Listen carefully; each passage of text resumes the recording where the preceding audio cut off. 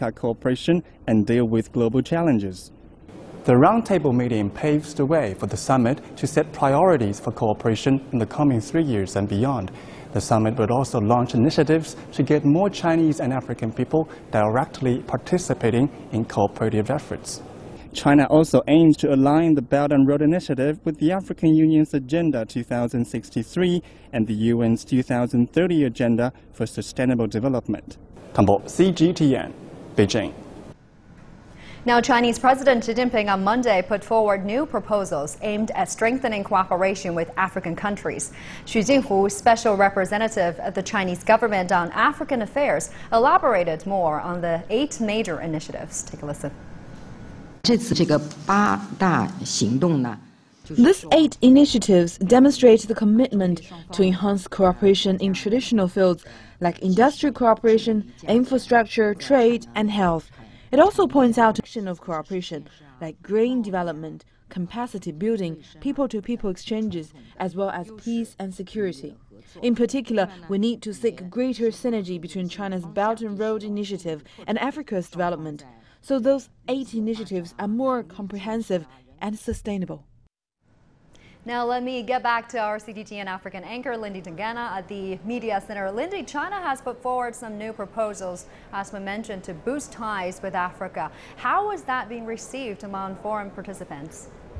Well, it has been received overwhelmingly from a positive perspective. Leaders from across the continent have really been very positive about those 8 initiatives announced by President Xi Jinping yesterday. Now, of course, it's not just as heads of state that are here attending the 2018 summit. There are representatives from the private sector, academics, experts, analysts, and they've all been closely looking at those 8 initiatives, assessing just what it holds or what the future holds for China-Africa cooperation. Now, some experts have been speaking to the media. A gentleman from Nigeria's Center for China Studies in Abuja has said that China-Africa cooperation is a win-win situation, not just for China or just for Africa, but indeed for the world. Another comment came from a Zambian official who represents the private sector there. He says that China offers the best option for Africa. And of course, these sentiments really echoing what leaders said yesterday when they spoke following President Xi Jinping at the Great Hall of the People,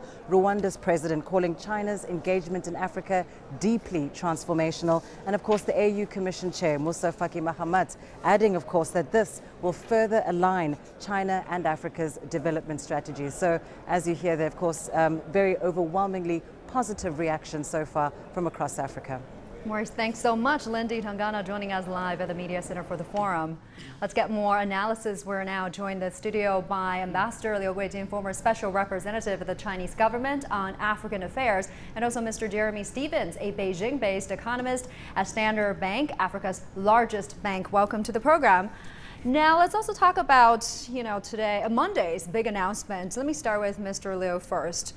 The president of China proposed 8 major initiatives, quite an inclusive plan. They cover a range of wide areas, including infrastructure, trade, investment, green technology, people-to-people exchange, health, and many more.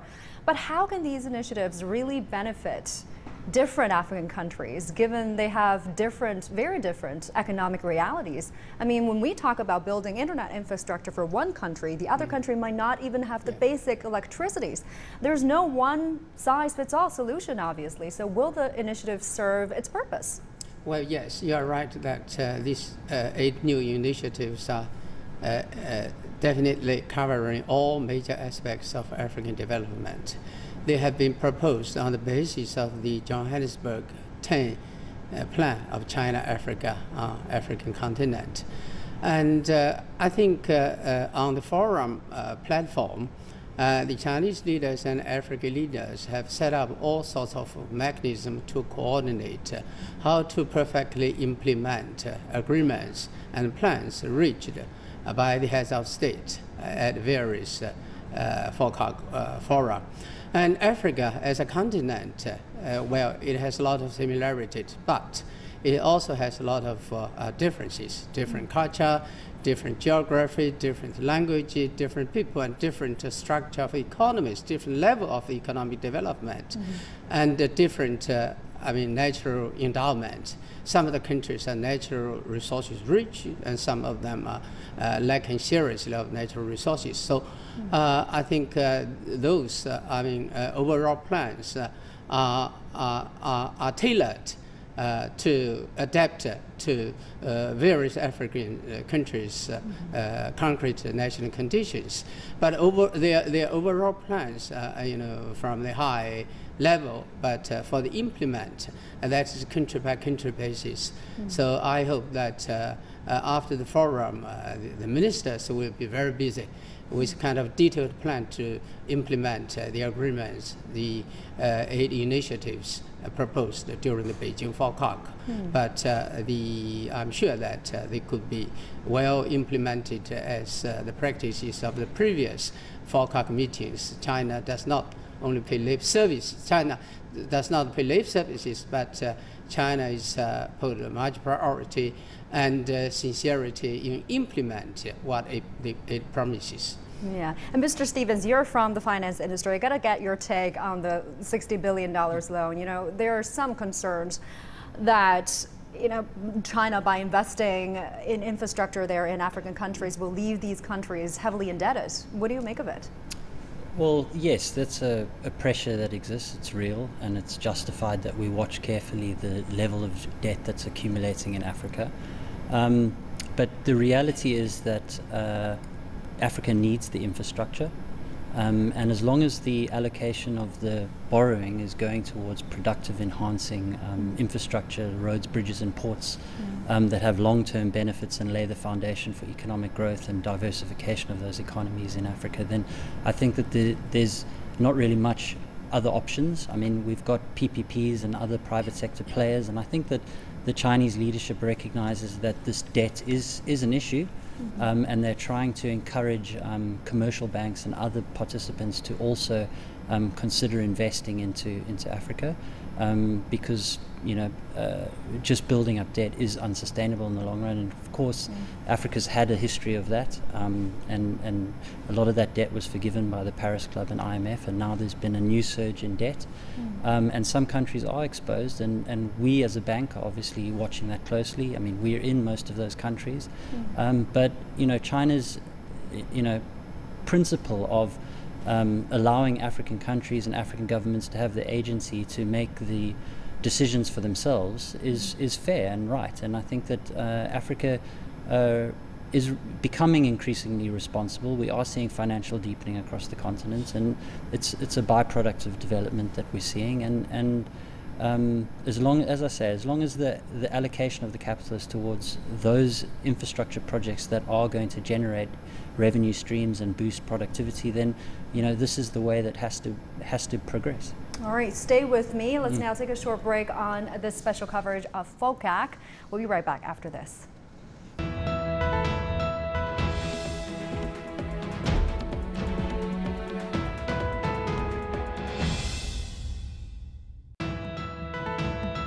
A rising continent as the future of the world.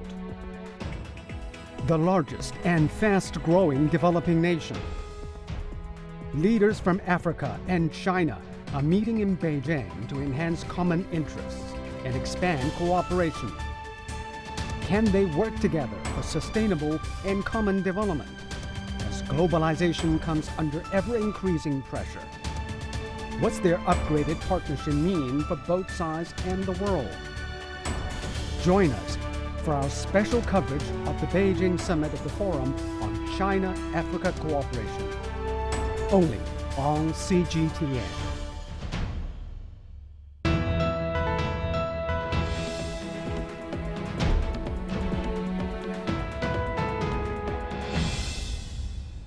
Welcome back. Industrialization, trade, and infrastructure cooperation. That's what Chinese and African leaders and business representatives are talking about in their high-level dialogue. The conference is a major event of the Forum on China-Africa Cooperation. Participants are exploring ways to strengthen economic ties through win-win cooperation. The dialogue has witnessed multiple bilateral agreements covering wide-ranging economic and trade collaboration. Listen. Africa has got a very huge abundant labor, and it's actually available in a globally competitive wage. So that means Africa needs to industrialize, and China needs to base its industrial base in a different place, and Africa can actually provide that. And by doing so, both Africa and China can benefit from this cooperation. Africa is looking for is productive capacity. We are looking for factories, investment, foreign direct investment into Africa. And what the good thing is there is that it's a win-win solution where Chinese industry can be set up in Africa to access the African market, create jobs and GDP for Africa, but at the same time it creates dividends and income flow into China. So that is what we call about mutually beneficial win-win solution. Now, power shortages are considered one of the factors hindering Africa's development. China and Africa are seeking cooperation on the power generating sector, and now a global energy interconnection system has been proposed to electrify Africa. CGTN's Li Jianhua has more. Flying over a village in Uganda, hidden under the trees, is a typical African village one that suffers from power shortages. Electricity in Nampani is a problem. There is no electricity throughout the entire village. People are resorting to use solar power, which is insufficient, because there is no money to support the accessories. A sight like this is common in most African countries. Figures show that over 600 million people are living without electricity in sub-Saharan Africa. This is especially true in West Africa. In our region, about 40% of the population have electricity, so the 60% do not have. And this, the reason is we are lacking generation. There is not enough generation. And the countries where we have potential for generation, they don't have enough money to leverage this generation and generate more. Statistics show Africa's power generation capacity will have to increase to 3,100 terawatt hours in 2040 to fuel its GDP growth, which means an investment of over $40 billion. And now China is promoting the establishment of a global energy interconnection system, whereby electricity can be transmitted effectively via high voltage lines. Using a surplus in a region of the world to feed another region is a very good setting. So for me, this initiative will go quickly because it's combining natural environment to solve very crucial problem. Electricity is extremely scarce in most African countries such as Uganda and Malawi. Most people there cannot even afford to cook with electricity alone. The idea of establishing a global energy interconnection system is expected to ease the dire situation in most African countries, but how it goes remains to be seen. Li Jianhua, CGTN, Beijing. Now let me bring back our studio guest, Ambassador Liu Guijin and Mr. Jeremy Stevens. Mr. Liu, let's talk about Chinese investment in Africa. Now, a third of Chinese companies in Africa are currently state-owned, but China's private sector, we understand, is full of potential. How is Chinese government encouraging more private sector investment in Africa? Now, definitely there is a new trend in China-Africa cooperation, particularly in China's investment in Africa. That is from the leading role of the government gradually to the leading role of the enterprises, including the private enterprises. Now, private enterprises and business people are the majority of the among the Chinese investors in Africa already. That is according to a McKinsey investment report, and they are performing perfectly well, and they are good at performing corporate social responsibilities in general. When the Chinese government has sorts of policies to encourage private sectors from China to be actively engaged in China-Africa cooperation. Well, for instance, the government has regulations to make sure that the private sectors will be equal with the parastatals in getting government finances. And the Chinese government on the platform, or under the platform of FOCAC, has established a fund, a foundation called China-Africa Small Enterprises Fund. And I mean, the private business people from China can readily use that funds. And also, the Chinese government provide some necessary information, so try to ask our embassy to serve their legitimate interests, so their concerns, provide them with certain helps when they have difficulties, and whenever there are wars or conflicts, they assess lives, risks, dangers, and the embassy, so the Chinese organizations could be ready to help them. I think, of course, we need to do more. Now, we're waiting for the press conference on FOCAC to happen, but while we wait for that, Mr. Stevens, when many think of Africa, we also think about the words poverty, underdevelopment, but the reality is that the continent has a lot to offer. Can you talk to us about its potential? Sure. Mr. Liu said early on, it's a very diverse continent, right? Some countries are resource rich, some are dependent on imports for resource. So it's a generalization in the starting point. But the reality is that many African economies are incredibly dynamic. They've got fast-growing consumer markets, they're urbanizing rapidly, they're industrializing to some extent. The population's young, energetic, there's sort of growing ambitions of many of these companies from their local into regional markets. Just an easy example is South Africa has what's considered the 11th most sophisticated financial market in the world, whereas China ranks in the 50th position. So there are countries in Africa that are incredibly dynamic. They're reforming relatively fast. I think in the last 2 years, 80 separate reforms have been undertaken by African countries. So it is a generalization to think that Africa's either poor or rich. It's neither. It's a combination of all of those. But there's certainly structural dynamics that favor long-term growth out of Africa. Cyclically, they've had a bit of a tough time in the last 3 or 4 years, obviously, as the global slowdown has continued to affect them and the commodity prices have come down, and that's hurt many, and especially South Africa and Nigeria have been growing quite slowly. But Africa's growth, I think this year will be faster than last year, which was faster than the year before, and we're anticipating that at least 5 out of the 10 fastest growing economies in the next 10 years will be in Africa. I also saw that 10 of China's fastest growing export markets in the world since 2010 are in Africa. So clearly there's opportunities for serious dynamism out of Africa. That sounds very promising, and I saw Ambassador Liu nodding his head there. Stay with me. Now, President Xi proposed 10 major China and Africa plans at the last FOCAC Summit in 2015 held in Johannesburg. Since then, Chinese projects under these plans have created some 900,000 jobs in Africa in industries ranging from transportation to electrical utilities. China has been Africa's largest trading partner for the 9 consecutive years since 2009. From 2000 to 2017, total volume of trade increased 17 times.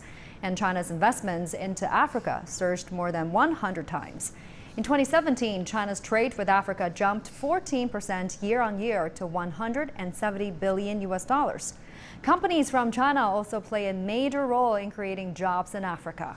A 2017 McKinsey report looked at over 1,000 Chinese companies in 8 African countries. It showed 89% of their employees were locals. Now, on the sidelines of the forum, we talked to Zambian Minister of Foreign Affairs. He said his country wants to boost dealing with China because they come with no conditions attached. It gives each country that is trading with China an equal opportunity, unlike other countries that would be giving a bully approach to any links that they have on bilateral ties. Now, Ambassador Liu, we want to get your take on China's peacekeeping efforts there in Africa. We know that China is investing heavily in boosting peace and security there on the continent. And among UN member states, Beijing has sent the largest group of peacekeeping troops there. Why do you think China is placing so much importance on that? Yes, among the 5 permanent members of the Security Council in the UN, China ranks #1 in terms of numbers of peacekeeping troops sent to Africa. So that is mainly because that almost all of the major conflicts take place in developing countries. Those countries are welcoming the Chinese peacekeeping troops because they have some worries about troops. From the developed world, because they think that they might take the opportunity to interfere with their internal affairs, or even be part of the efforts of overthrow their governments, though they are under the umbrella of the United Nations. I think that is one of the reasons. And another reason is that the Chinese government in recent years has been more than proactive in getting involved constructively in African conflicts resolution. For instance, as soon as I ended my term in South Africa as ambassador, I was nominated as special envoy of the Chinese government on African affairs, particularly on the food issue in Sudan. So I personally got involved with the conflict resolution, and that is the first time in China-Africa relations. Before that, normally, when something happened there in Africa, the Chinese side normally just make certain statements or just make our positions clear and remain kind of neutral position. But nowadays, it's not possible for China to remain neutral, or because what's happening there in Africa are so closely, related with the welfare of China, the Chinese people, in the individuals. And China has long become a #2, the second biggest economy in the world, and we have that responsibilities to do more. And so our approaches in engaging African countries in conflict resolution is different from some of other major countries, because while we adhere to that non-interference policy, we try to make judgment on certain conditions and try to make it flexible, and that I don't think we still stick to what referred as rigid, that non-interference principle, by certain of the Western media, but we are showing ever more, interest in getting involved in a constructive way on the basis of our basic principles of the foreign policy. I think we have more or less managed to. There is a fine line between peacekeeping and interfering with, another country's internal affair. How is China maintaining that fine line? And during your career as an ambassador and envoy there on the continent, how is China's work being perceived there? Yes, that is really a very fine line, and that is not a kind of easy thing. But I think, for instance, I gave you the Sudan issue as an example. I think basically, now China, selectively, get involved in certain major conflicts. I think there are certain conditions. One is that with regard to that conflict, there are resolutions from the United Nations Security Council, from the regional organization like OEU, now the AU, and the regional organization of the area like IGAT, that's concerning with the Darfur issue. And secondly, that the government of that conflict which takes place there, like the government of Sudan, they have the Darfur issue, welcomes China's involvement. We get their consent, their agreement with regard to that. And third condition is that we, China, have influences, big influences in that countries. So we could take advantage of our influence and turn it into a kind of persuasive,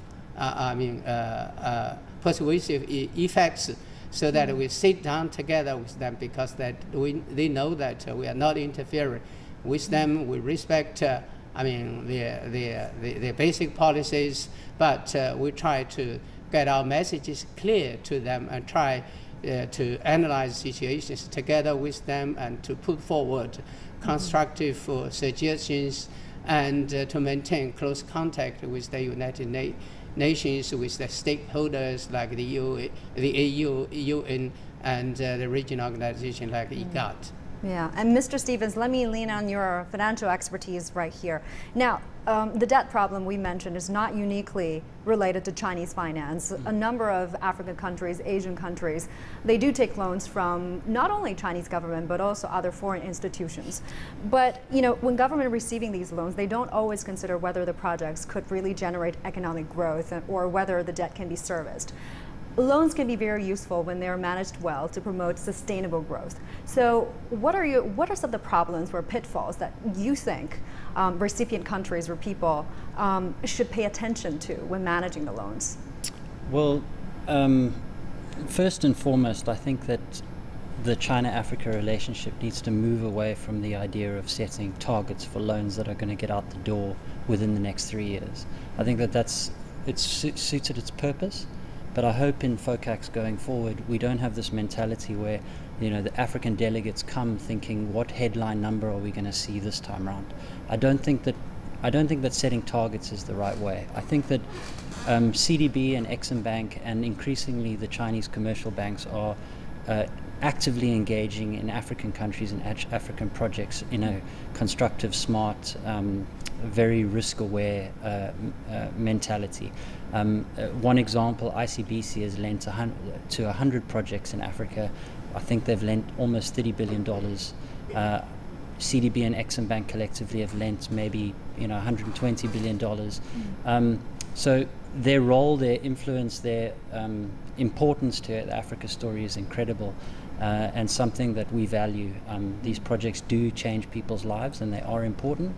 But for me, the most important thing is how is Africa engaging better in FOCAC? So what are they coming prepared? Are they coming with regional-minded solutions to infrastructure deficits?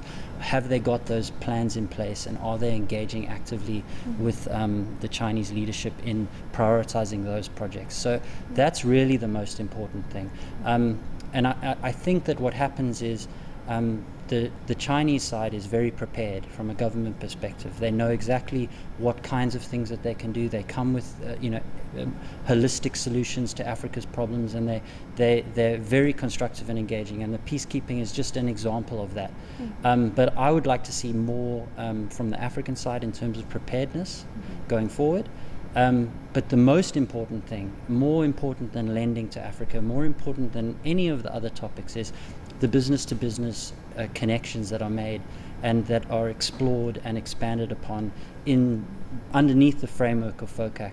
And like we've spoken about already, I mean, private sector companies are playing a significant role in generating incomes, training people, you know, helping African countries develop, and that's really the spear, or the golden thread of the China-Africa relationship going forward. A lot of the structural dynamics that are playing out inside China are pushing many of these companies to look at Africa, and a lot of the underpinning and the constructive macroeconomic themes that are pushing Africa forward lend themselves to that marriage. And what struck me and what I'm so enthusiastic about being at FOCAC is the business delegations that have come with a clear agenda, that are having bilateral arrangements. We've taken clients all across Beijing this last few days, engaging with big Chinese companies and private players, African companies that are looking to procure products. That's really the essence and the most important thing. And I think the government's kind of done what they can in terms of setting an agenda that's conducive for that. And now it's really about handing over to the private sector, like Mr. Liu said earlier on. Yeah, and producing real results. Thank you, Mr. Stevens.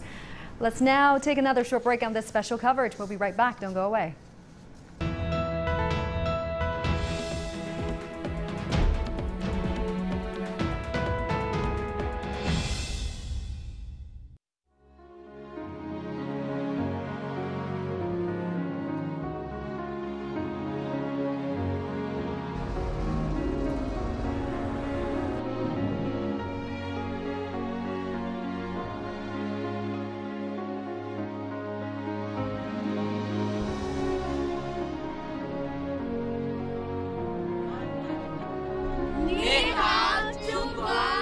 Africa, Jambo, La Silla, l'Afrique. 友谊万岁！友谊万岁！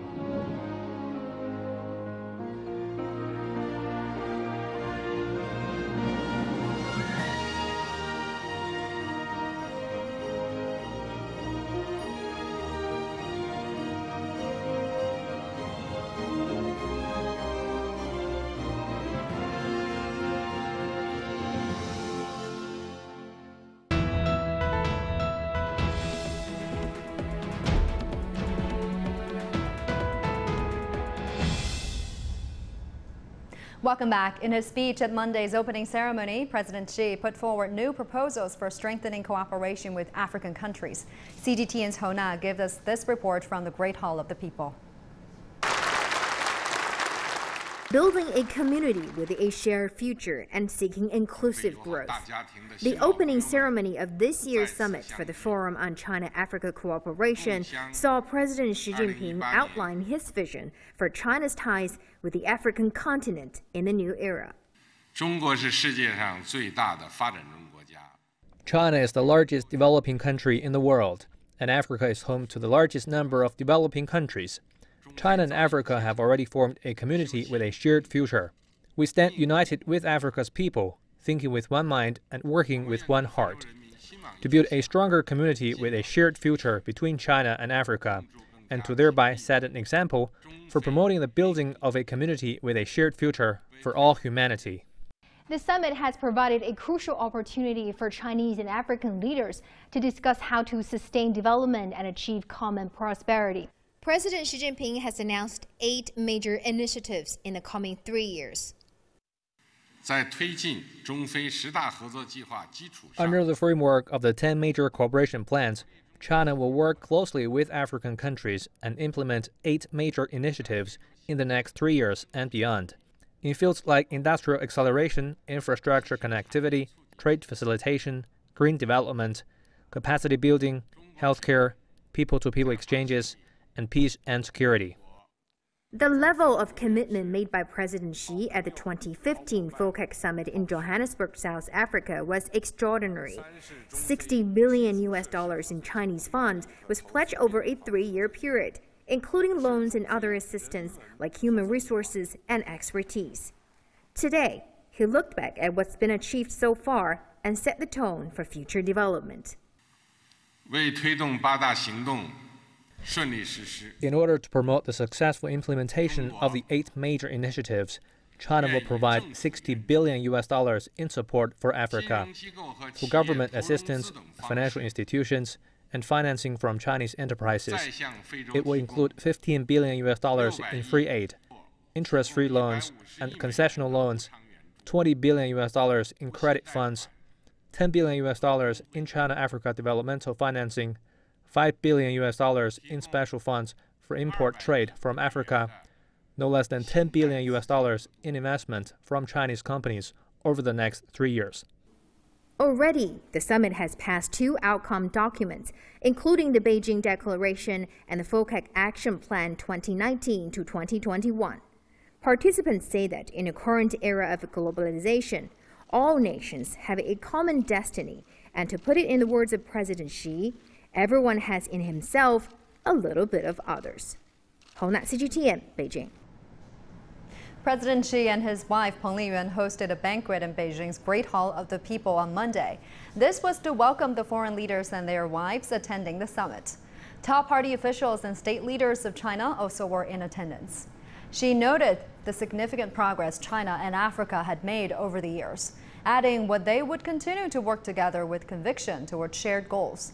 South African President Cyril Ramaphosa, the forum's co-chairman, said China was a reliable partner in the African Union's development strategy, the 2063 agenda. He said the forum was a great platform for promoting South-South cooperation and that the summit had elevated China-Africa relations. After the banquet, President Xi and his wife and their numerous guests were entertained by special performances. The shows combined elements from both China and Africa, incorporating drums and ballet. China and Africa will deepen cooperation in the healthcare sector as a part of 8 major initiatives Chinese President Xi Jinping announced at the opening ceremony at the 2018 Beijing Summit of the Forum on China-Africa Cooperation. Here's Liu Xin. She spoke to Michelle Sadibi, Executive Director of UNAIDS, and touched on how initiatives like FOCAC and BRI help global effort in AIDS prevention. To hear more, tune in to The Point at 9:30 p.m. Beijing time as well. I think FOCAC and Belt and Road are transformative approach. For me, it is about partnership, it is about building a new vision how to work together, how to support multilateralism, how to really transfer knowledge, transfer competencies, transfer certainly also technology. And China will be probably in the next years to come through this partnership will be one of the most important partner in social sector. President Xi said yesterday, rightly, that what we need is a knowledge economy. It is what we need is a healthy society. What we need is a different governance system where people can have a choice for their future. And those type of philosophical approach translated into pragmatic way to deal with development will be critical. Indeed, yesterday President Xi emphasized 6 different areas where China want to work on to build a community of shared future. What is your evaluation of these principles and these actions that China is determined to uphold in helping develop Africa together with China? I love this 8 action plan because President Xi is very practical in his vision, and people can really understand what he wants to say. And from my point of view, those 8 are not exclusive. They were really inclusive. Because he was talking about a green economy. He was talking about building a capacity to be able to fight hunger, change agricultural, linking that to health, education, and also business for building a new industrial framework. So those are critical issues when you link that to is a vision for education for all. And I personally feel those action plan will create a new momentum. Now, Chinese and African leaders are mapping out guidelines for their next 3 years of cooperation. Earlier this morning, Chinese President Xi Jinping and his South African counterpart, Cyril Ramaphosa, presided over a roundtable meeting. Our reporter Tang Bo has the details. From China-Africa relations to international issues, these are the areas of discussion at Tuesday's roundtable meeting. Expected to come out of it, the adoption of a Beijing Declaration on building a stronger China-Africa community and the Beijing Action Plan 2019 to 2021. President Xi hopes all participants can speak freely to exchange views and ideas on international affairs. Chinese Foreign Minister Wang Yi earlier reiterated that the summit is being held to deepen China-Africa cooperation and deal with global challenges. The roundtable meeting paves the way for the summit to set priorities for cooperation in the coming 3 years and beyond. The summit would also launch initiatives to get more Chinese and African people directly participating in cooperative efforts. China also aims to align the Belt and Road Initiative with the African Union's Agenda 2063 and the UN's 2030 Agenda for Sustainable Development. Tang Bo, CGTN, Beijing. Now, Moroccan Prime Minister Saidine Oumani is in Beijing for the summit. He says China-Africa cooperation is mutually beneficial. He rejects Western concerns that Africa will be subject to colonialism. We have heard President Xi Jinping say that no political conditions will be attached to China-Africa cooperation and Chinese investments in Africa. That's important, as it refutes the argument of China's influence in Africa and clarifies that the cooperation is mutually beneficial. Africa is strong today and is able to defend its independence.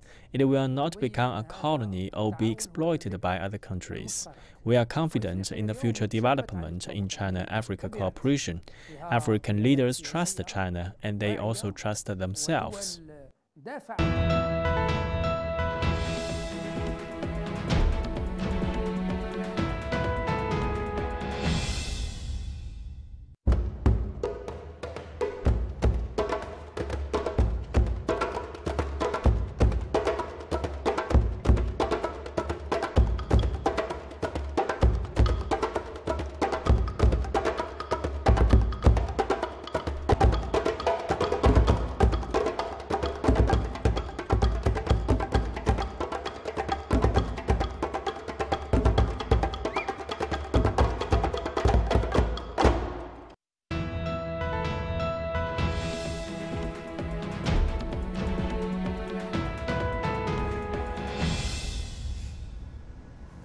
Welcome back to our special coverage. A look at regular news now. Most of the Brazil iconic National Museum collection was destroyed Sunday night by a massive fire.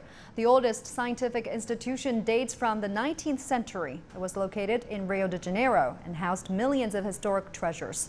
Lucrecia Franco in Rio reports. Angry demonstrators gathered Monday at the gates of Brazil's National Museum, blaming the government for a massive fire that destroyed the entire collection. The beautiful but decayed 200-year-old building didn't collapse, but lost its roof and more than 20 million historical items that were engulfed by the flames. Late on Sunday, after it had closed its doors to the public, a fire broke out. No injuries were reported, but the scene was sad and shocking. It was one of the largest natural history museums in the Americas. I would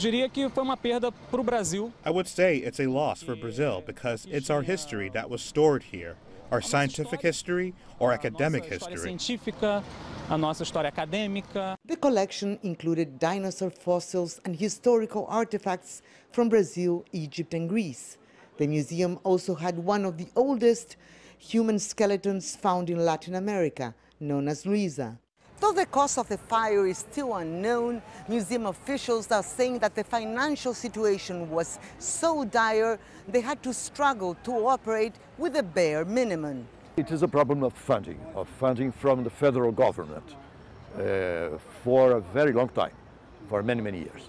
And this did not enable us to make the necessary structural interventions in the palace. The museum dates back to 1818 and once served as the home of the Portuguese royal family, but it fell on hard times. President Michel Temer, who ordered cuts to science and education, tweeted that 200 years of work, research and knowledge had been lost. But these Brazilians maintain the tragedy could have been prevented if the government had released funds to support what it was considered one of Latin America's cultural jewels. Lucrecia Franco, CGTN, Rio de Janeiro. The massive fire has destroyed the 200-year-old National Museum, along with its huge collection of some 20 million items. They include many centuries-old artifacts. One of them is the remains of the first Brazilian. It's described as the jewel in the crown of the museum's collection. Now, journalist Marita Bittencourt spoke to CGTN about the loss from Rio de Janeiro. It was found in 1975 by a French archaeologist, and it was the oldest fossil, human fossil, in the Americas. So it's something really priceless. It's a very sad day for us here in Brazil. Everybody's in shock. We also had a very emotional link to this museum. I was born here in Rio. My children were born here. Everyone loved that museum. Everyone who went to the zoo went to the museum as well. They are close by. So it's a very sad, sad day for us. It's tragic. There was an anthropologist that compared this loss to the burning of the library in 48 before Christ. So I think we have many other, the collection of invertebrates was lost. I think only 10% was not lost. So it's really tragic. What can we say? And it could be prevented. It could be prevented. There was a funding that was approved, 20 million reals funding that was approved by BNDES, our development bank, in June, when the museum completed 200 years. And it was the first part of the first amount of that money was supposed to be given to the museum in October. So that's a very sad irony, because they were supposed to gear up the equipment to prevent fires. And that was everybody was worried about this. One vice director said that every day before he left the building, he would unplug everything in his office because they knew there was a danger of fire. So it's very sad that we didn't have time to avoid this tragedy for our culture, for our science, for our history. And at least the facade of the building is still there. It's a very important building because it was home for the royal family. They lived there. So, but most of the collection was lost, and that's a shame. As a Brazilian, as a journalist, I really feel very ashamed and sad today. Now, Brazil's main leftist party says former President Lula da Silva will remain its candidate in next month's presidential election. Brazil's Workers' Party said Monday it will present an appeal to the Supreme Federal Court in order to guarantee the presidential candidacy of ex-President Luiz Inácio Lula da Silva. Da Silva has been leading opinion polls despite being imprisoned since April for corruption and money laundering. The court's decision could pave the way for Da Silva's running mate, former Sao Paulo Mayor Fernando Haddad. CGTN's Paulo Cabral has more. Lula da Silva isn't running for president anymore, at least for now. During a marathon session on Friday and into the early hours of Saturday, Brazil's Superior Election Court annulled the candidacy of the former president on grounds of the country's Clean Record Act. This law prevents politicians convicted of crimes from running for office. Lula da Silva is now in jail, serving a sentence of just over 12 years on charges of corruption. The Workers' Party still can appeal to the Supreme Court, but legal experts here consider the party's chances of success slim to none. The Supreme Court has already decided this matter. The judges saw nothing wrong with the use of the Clean Record Act in a case like Lula's. So this is something very unlikely to change, even if, in my opinion, this does violate our Constitution in regard to the presumption of innocence until all appeals are exhausted. The party has already announced a Plan B candidate if Lula can't run. He's the former mayor of São Paulo, Fernando Haddad. Haddad is a 55-year-old politician who served as Lula da Silva's education minister. An economist and lawyer, the media has portrayed Haddad as moderate and the modern face of the Workers' Party, untainted by corruption. Fernando Haddad is well known here in São Paulo, but he's not considered a national figure with enough support to win a presidential election on his own.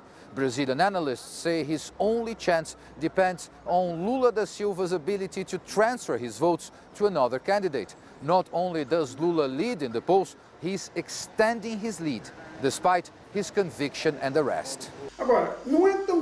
Lula is a trade union leader who came from a poor northeastern state, a person who struggled a lot to get where he is. Fernando Haddad is a middle-class academic, so the notion that there will be an automatic transfer of votes is wishful thinking. But of course, it could happen. The Workers' Party is an important party, very well rooted in the population. The Workers' Party has until September 11th to nominate another candidate. There's still much uncertainty and the possible outcomes remain wide open in Brazil's elections. Paulo Cabral, CGTN, São Paulo. Mexico's president listed his achievements and blamed rising crime rates on police in his final State of the Nation address. Outgoing President Enrique Peña Nieto will leave office after 6 years, with historically low approval ratings. Mexico is grappling with economic problems, corruption, scandals, and gang-fueled violence. CGTN's Frank Contreras has more from Mexico City.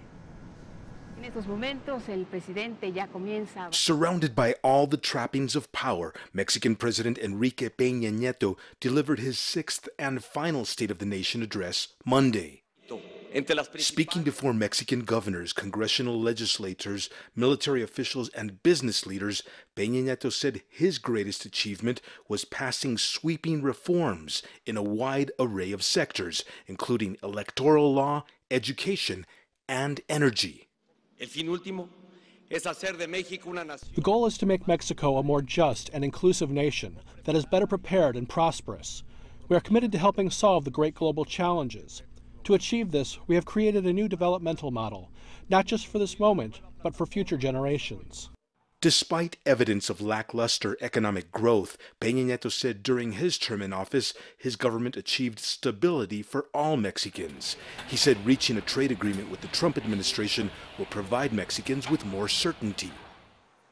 Peña Nieto said his government will be remembered for overhauling Mexico's judicial system, which now requires evidence and jury trials. Before, suspects were considered guilty and had to prove their innocence. But critics say Mexican police and judges still do not know how to seize, preserve, and process physical evidence for trials. Leaders of the incoming government point to a murder rate that has hit record numbers in the final years of Peña Nieto's administration. The president's party lost a landslide election in July, largely on the perception that he and his administration are corrupt. Entregan un país en ruinas. You are turning over a country in ruins. People are tired of living in fear amid growing violence. President Peña Nieto, whose term ends in December, admitted that things are far from perfect. But he says because of his efforts, more than 2 million people are no longer living in extreme poverty. After nearly a 2-hour speech, Peña Nieto ended by thanking his wife and children and saying that serving Mexico has been the greatest honor of his life. Frank Contreras, CGTN, Mexico City. Now, Venezuela's government has accused the UN of exaggerating the country's migration crisis. Venezuela's vice president said individual officials from the UN have been portraying a normal migratory flow as a humanitarian crisis to justify an intervention. The UN says 1.6 million Venezuelans have fled economic meltdown in the country since 2015. And the cause for the huge migration is the shortages of basic necessities such as food and medicine. Venezuela is in a 4th year of recession. The flood of Venezuelan migrants has left neighboring countries under the strain. Elsewhere, Iran's foreign minister has reaffirmed his country's support for Syria. Minister Mohamed Javad Zarif met with Syrian President Bashar al-Assad and his Syrian counterpart Walid al-Muallim in Damascus. The Iranian foreign minister said terrorists must be purged from Idlib province, the latest focus on Syria's military efforts. Iran has lent crucial military and economic support to Assad throughout the civil war. Now, later this week, the presidents of Iran, Turkey, and Russia are expected to meet in Iran to discuss counterterrorism in Idlib, humanitarian aid, and refugees. But Israel has made its objections clear to Iran's involvement in regional affairs, threatening to attack what it says are suspected Iranian military assets in Iraq. Israel has already carried out dozens of strikes on Iranian assets in Syria, but using deadly force in Iraq would mark a new turning point for regional tensions. The U.S. government has asked Israel not to strike in Iraq, but Defense Minister Avigdor Lieberman insists his country has complete freedom of action to contend Iranian threats wherever they may appear. The threat comes after unconfirmed reports that Iran had transferred short-range ballistic missiles to Shia allies in Iraq, a claim Tehran and Baghdad both deny. Pakistan's new Foreign Minister Shah Mahmood Qureshi says he will talk with U.S. Secretary of State Mike Pompeo about Washington's cancellation of $300 million worth of military aid in Islamabad when Pompeo visits Pakistan on Wednesday. He argues that the withdrawn funds should not be seen as aid, but a payment to reimburse Pakistan for costs in a joint campaign against terrorism. Earlier, the Pentagon painted the decision as a response to what they say is Islamabad's lack of decisive action in support of American strategy in the region. U.S. officials have repeatedly accused Pakistan of ignoring or even collaborating with groups that launch operations into Afghanistan from safe havens along Pakistan's borders. The most powerful typhoon in 25 years has made landfall in western Japan. Jebi is packing winds of up to 216 kilometers per hour. The country's meteorological agency expects a critical moment to come in the evening. The government and business have already taken precautions. Our Tokyo correspondent Terence Terashima gave us more details. Meteorological agency has said that the typhoon will pass by early Wednesday morning, but the rain and wind will remain. There are some reports of damages, but we haven't had reports of fatalities yet. The most critical time that will be hitting the eastern Japan, Tokyo and northern Japan area will be about 7 to 8 o'clock local time, which is about 10 to 11 GMT tonight. Japan has learned its lesson 25 years ago, where this major typhoon of this class has hit practically about the same path, destroying crops and fruits, giving a lot of economic damages. So there are early warnings. Some schools and shops have decided to take a day off today, and also some companies have told their employees to stay. The trains have reduced in eastern Japan, and some train companies have stopped their trains from early morning until our typhoon passes. So there are a lot of precautions made, and also evacuation centers, and elderly has been moved to evacuation centers early. So there have been a lot of precautions, but yet we don't know what kind of wind and damage it will produce. So we have to outwatch that until late tonight, early Wednesday morning. Back to you. Terence Terashima reporting there, and that does it for this hour's special coverage. Thank you for your company. Bye for now.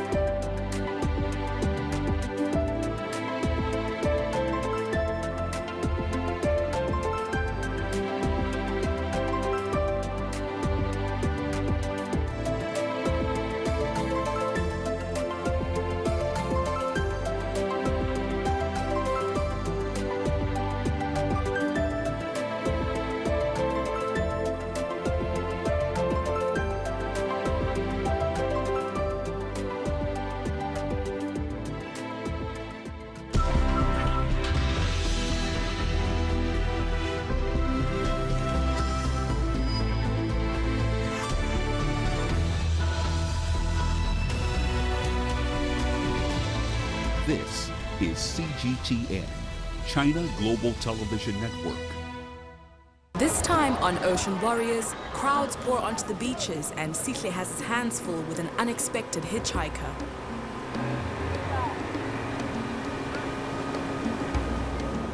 Penny, rescue! The guy on the board! Penny does her first shift on duty and is confronted with an emergency situation.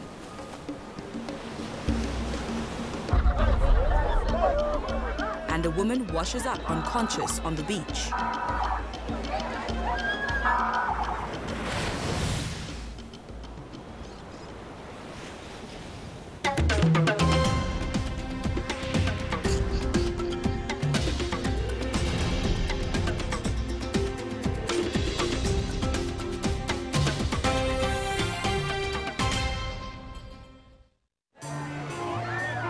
December in Durban is the busiest time of the year. Thousands of holidaymakers flock to the beaches and the lifeguards are on high alert to prevent fatalities. During apartheid, access to beaches was restricted and racial segregation enforced. There were not many swimming pools in the townships and swimming was not taught at school. But despite the lack of swimming ability, families love to come to the beach and bathe in the ocean.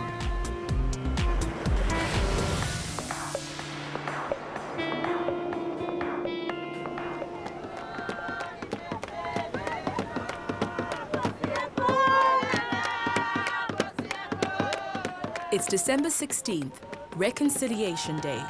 The sun is not yet up, but already there's plenty of activity at the wedge. People are drawn to the beach for many different reasons. Believing they have a spiritual connection to the ocean, religious leaders bring their followers to the beach for a cleansing ritual, tapping into the ocean's healing powers. I'm a proud South African. You know, just coming down to the beach and seeing different church groups doing different rituals, it's very interesting. Like, I'm a pure Zulu, and when I grew up, we did our rituals and everything.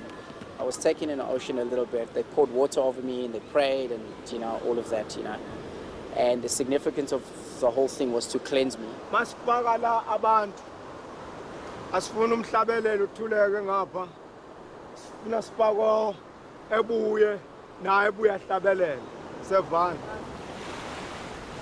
Some, they say they removing demons or the sickness, you know, and all of that. From what we've learned is like, you know, somebody who gets baptized, you know, you dip them in the water, bring them up, and then that's it. But you see some church groups, they grab them and then they shove them into waves. You know, it's quite scary. I mean, for me, because I know what those waves are like.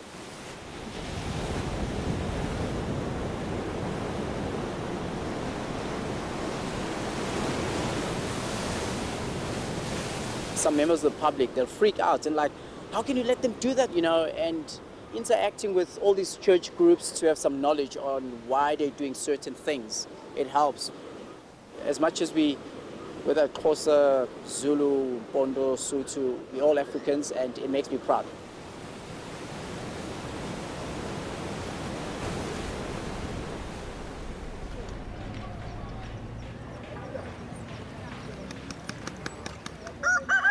Trainee lifeguard Penny's day literally starts at the crack of dawn. Her son Kitty hasn't even woken up, but Penny has to leave for work. It's a big day. This morning she'll start work at Battery Beach under senior lifeguard Sihle. Battery, one of the northern beaches, is quieter and doesn't attract large crowds of holiday makers. An ideal first beach for a trainee lifeguard. This is a pool where I've started swimming. I was 12 years old. I started swimming in 2000, and swimming now is like my passion, and I love it.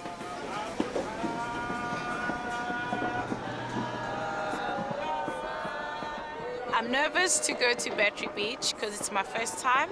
I'm quite nervous to go in the water because the waves are like really huge today. I'm scared that the board might be tossing and turning with me, but I think I'll try and face the challenge, yeah. After a 2-hour journey, Penny arrives at her train station, early for the next step in her training. Today will be her first day carrying out real lifeguarding duties at Battery Beach. Senior lifeguard Sihle will be Penny's superior as she begins active duty on the beachfront. Welcome to Battery Beach. This will be your home. My new home. Your new home, yes. Okay. Basically, this is where we work from that pier all the way down to Sun Coast. Bathing area, obviously there. We had a bathing area down there. We moved it across. Why did you move the bathing area to that side? It created a problem there. So there's a huge drop-off and people were actually getting swept off the bank into the inshore channel. Okay. So we are avoiding that. So we decided we're going to shift the bathing area from there to there. Penny is put to work enforcing Durban's zero-tolerance policy. Bathers are not permitted to swim outside of demarcated areas. This applies to those who can and cannot swim. The Festive Season Disaster Management Committee, FESMAC, manages Durban during the holiday season. The operational plans include everything from overcrowding to traffic congestion. A strategic traffic system to control the crowds entering the central beaches has been implemented. Using a system of boom gates and security personnel, the number of vehicles entering the beachfront streets will be restricted. Fewer vehicles means less people and addresses one of the other big problems, alcohol abuse. So basically you don't have a disc, you ain't getting in. Unfortunately, this has to be done. If you don't do this here, you're just asking for huge problems, because it's so easy just to drive booze and all that stuff straight onto the beach. CCTV cameras have been placed in strategic locations along the beachfront. This high-tech system of crowd management means the beachfront is monitored 24/7. If anything happens, immediate action can be taken by the emergency personnel.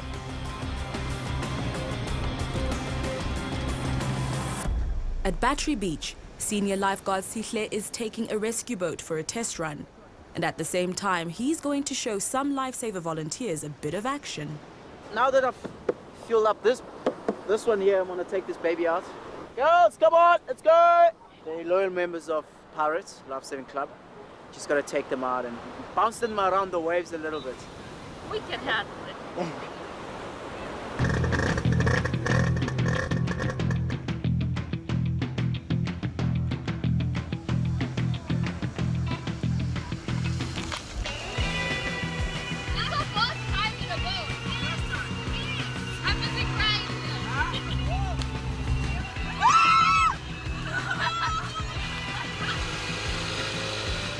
Try and find some waves.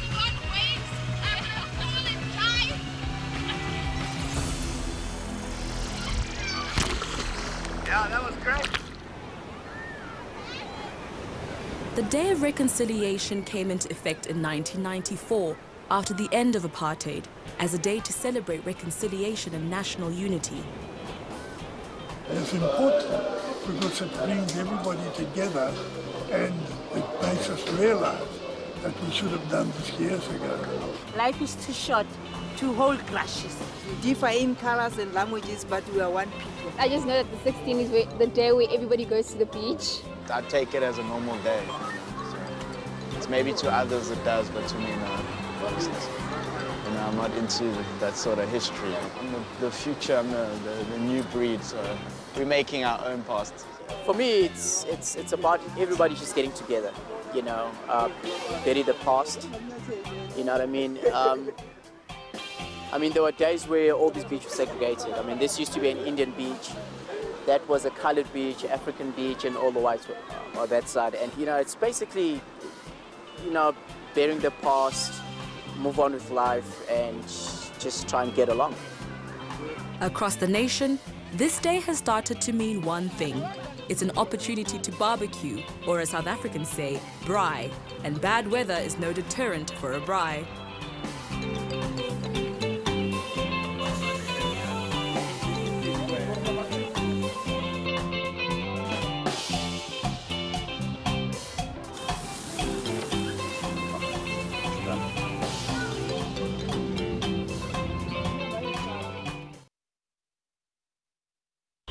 The lifesaver volunteers are about to get their first glimpse of the wedge from the water.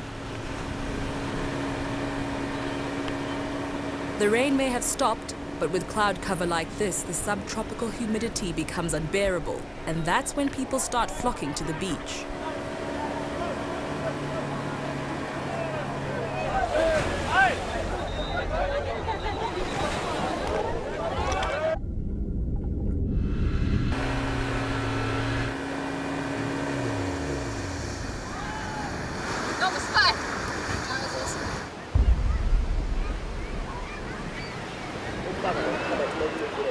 As predicted, the wind from the north brings blue bottles. When these trailing tentacles come into contact with human skin, the sting causes unbearable pain. In Durban, the lifeguards use an age-old treatment, vinegar. There's been a lot of blue bottle stings this morning. They started out slow, but because of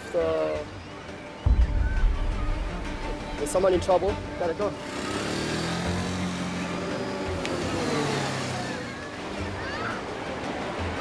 100 meters from the safety of the flags, this woman struggles against some powerful waves. About to go under, she does the right thing by raising her arm, the international signal that a swimmer is in trouble.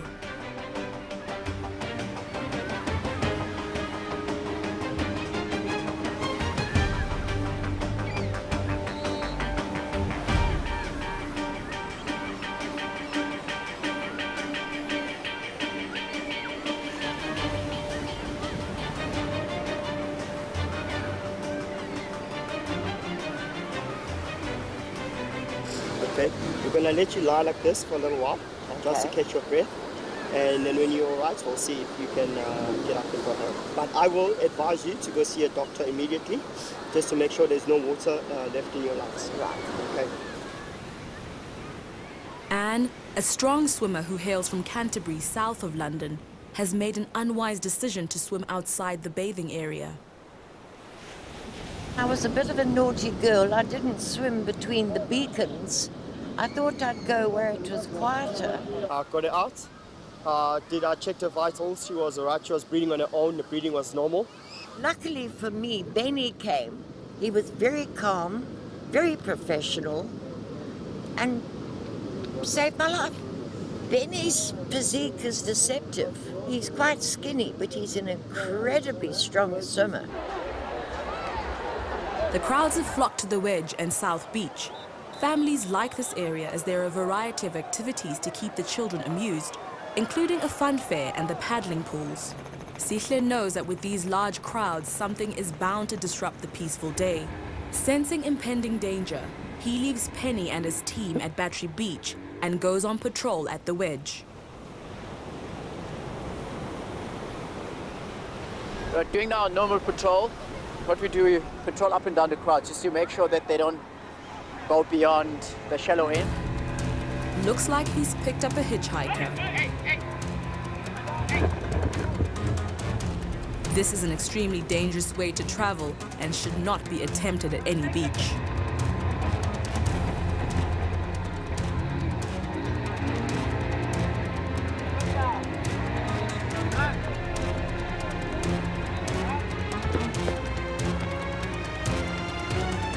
But I kept my eye on him because I was worried that it was either going to grab onto the prop guard, and that's where you don't want to grab because the propeller is going.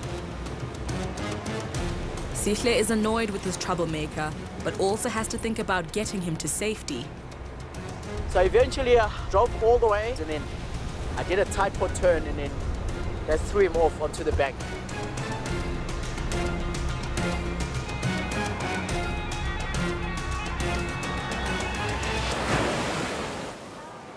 Drama is unfolding at the wedge. A distressed girl and her irate mother have something to report. Somebody has harassed the girl while she was swimming, an offense the lifeguards take very seriously.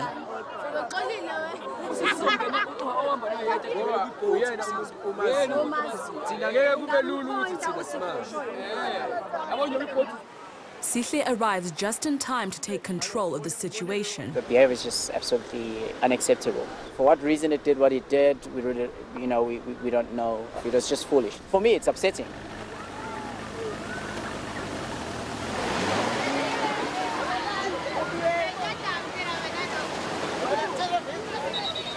The offender is reportedly wearing a white vest, but it's like finding a needle in a haystack. The search has to be abandoned when Cyril is alerted to another emergency. This now becomes a case for law enforcement. A woman has stumbled ashore and is now unconscious. The crowd has already formed a ring of death. It seems to be human nature for onlookers to focus on tragedy. The lifeguards don't know what happened to her, but it looks serious. She fails to respond.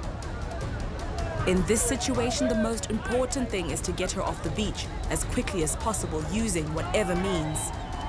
The quad bike moves along the crowded beach and brings her to the first aid room. In cases like these, knowing a patient's medical history is critical. Someone has to find her relatives or friends. Luckily, the relatives make their way to the first aid room. The patient remains non-responsive. She must have got into a ditch or something and a wave hit her over, and she got in a bit of a panic. The situation takes a turn for the worst when she starts having a seizure, a sign that she's experienced a near drowning. This is pretty much the worst I've seen.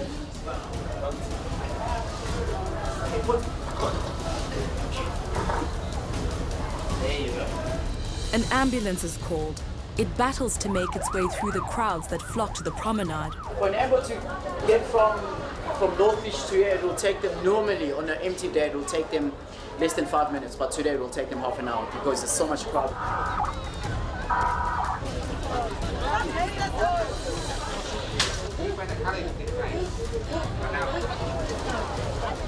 The patient is taken to the emergency room at nearby Addington Hospital.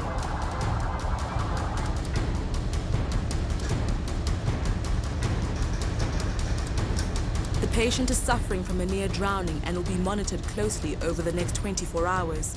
Doctors are concerned that she's at risk of sustaining neurological damage or worse.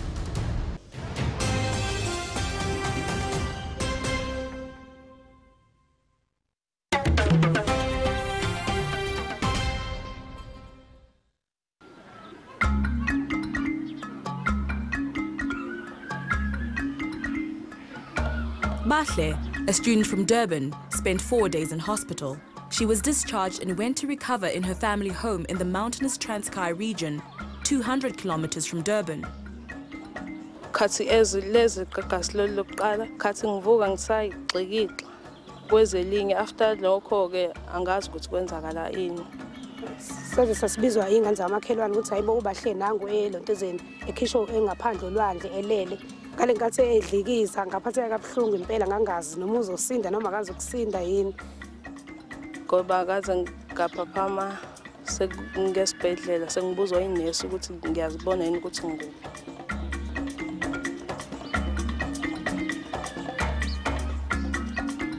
Ngibonga kakhulu kuma lifeguard ukuthi asiza impilo yami cause ngicishe ngafa. Kodwa ke ngoba kwenzekelanga bonga noNkulunkulu ukuthi phela ungisizile. A blustery southwest wind has brought in a large swell, sending crashing waves onto the beach. But the sea conditions are no deterrent for this early morning baptism ceremony. Penny is still battling with her board skills, and senior lifeguard Sihle sees the big waves as an opportunity to test her before the crowd start arriving. Yeah, this is the day. Are you ready? But we're not going. No. Okay, we're not going to the shop yet. Even though they're not going for. Okay, all right. All right, let's go. When the weather's like this, I never feel great actually, to be honest. I hate windy weathers. Penny enters the sea. Sihle then goes in to coach her from the water. Penny gets hit by a wave she can't handle.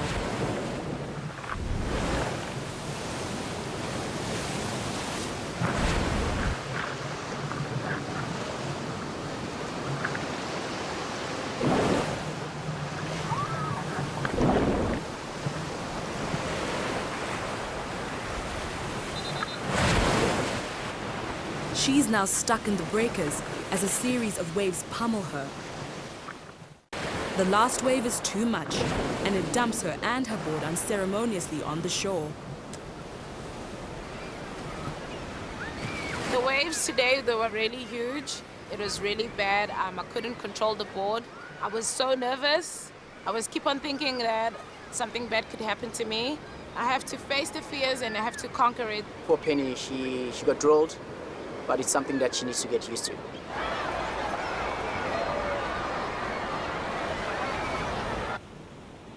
Just 2 kilometers away from Battery Beach is peaceful Addington Beach. Members of the Marine Surf Club prepare for their annual celebration, a barbecue or braai at sea. It's a tradition for the Marine Surf Lifesaving Club to go out to the shark nets and have a braai. We have to make an unconventional craft, so you can't use your normal skis and boards. You have to build your own raft. There are many activities on the Durban beachfront, but cooking hot dogs and hamburgers on the ocean isn't usually one of them. So they paddle out in rafts with a floating braai, and they'll tie off with the shark nets and just drink and braai and celebrate. You can expect a lot of drinking, a lot of swearing, and you might be seeing a lot of bare bums. There's only 3 countries in the world that still currently have shark nets as an anti-shark measure. So we can't have a shark net party if we don't have shark nets. So that's why our Lifesaving Club keeps our tradition going. Marine! Marine!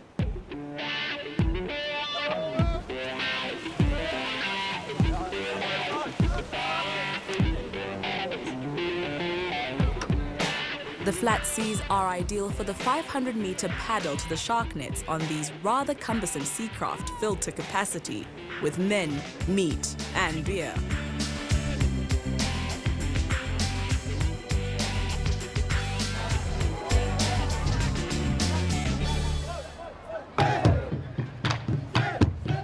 The festive season carnival makes its way along the promenade. The good weather means the crowds are flocking to have some fun in the sun. And then, senior lifeguard Sihle races through the growing crowds to Addington Beach, where a woman has had an epileptic fit in the water. Okay, stand by. We got an epileptic shark. Sihle assesses the situation, questioning lifeguards and family members.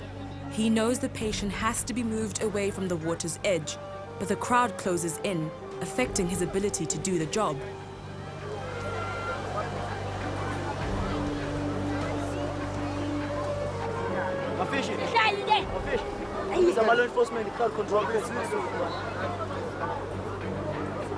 Law enforcement officers arrive quickly and take charge of crowd control, giving Sihle the space he needs.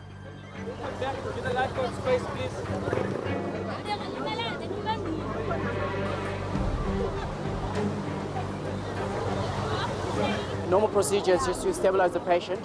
While they're fitting, you have to not touch them at all, because if you try and restrain them from any movement, you could hurt them. If you hold their head, they could turn the other way, you could break their neck. So that's why in a fitting patient, you should leave that patient. A lot of people, they have this belief that you should put something in their mouths, but you shouldn't. You should let them fit until they finish. It was a huge battle. I mean, getting through the crowd, they didn't know what was going on, you know, and some of them, they were like, what's going on? Why are you driving like this? You know, they didn't know that we had an emergency. This patient has breathed in a lot of water. As a result, her lungs will have a reduced capacity to take in the oxygen her body needs to survive. Organs can shut down.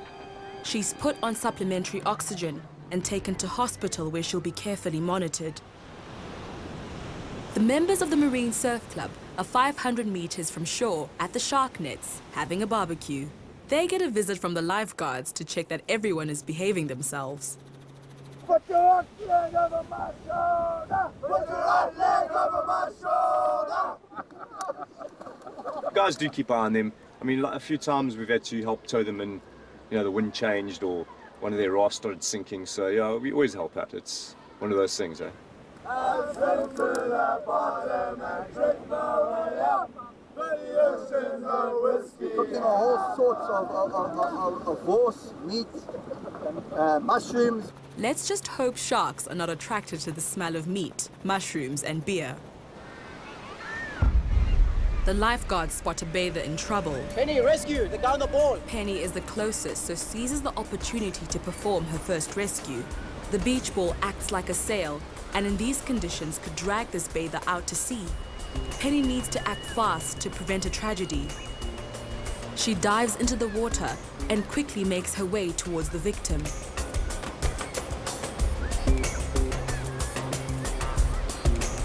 She then brings him to shore, completing her very first rescue.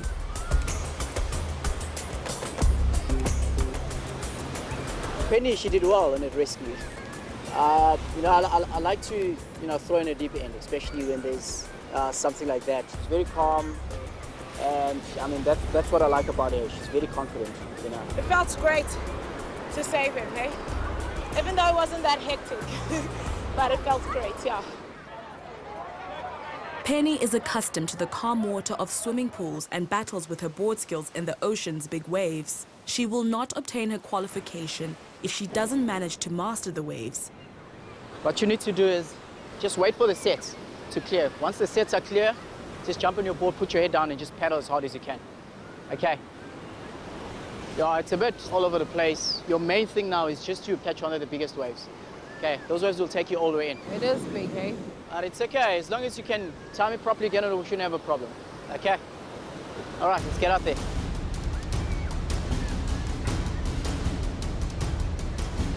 Okay, come on, go. Get on the board now, Penny. Get on now! Come on, paddle, paddle, paddle. Penny's paddling into an incoming tide, with waves peaking at about 1.5 meters. I see some progress from the last time she paddled out. Definitely, I'm very proud of her. You know, she's a very, very, very gutsy lifeguard.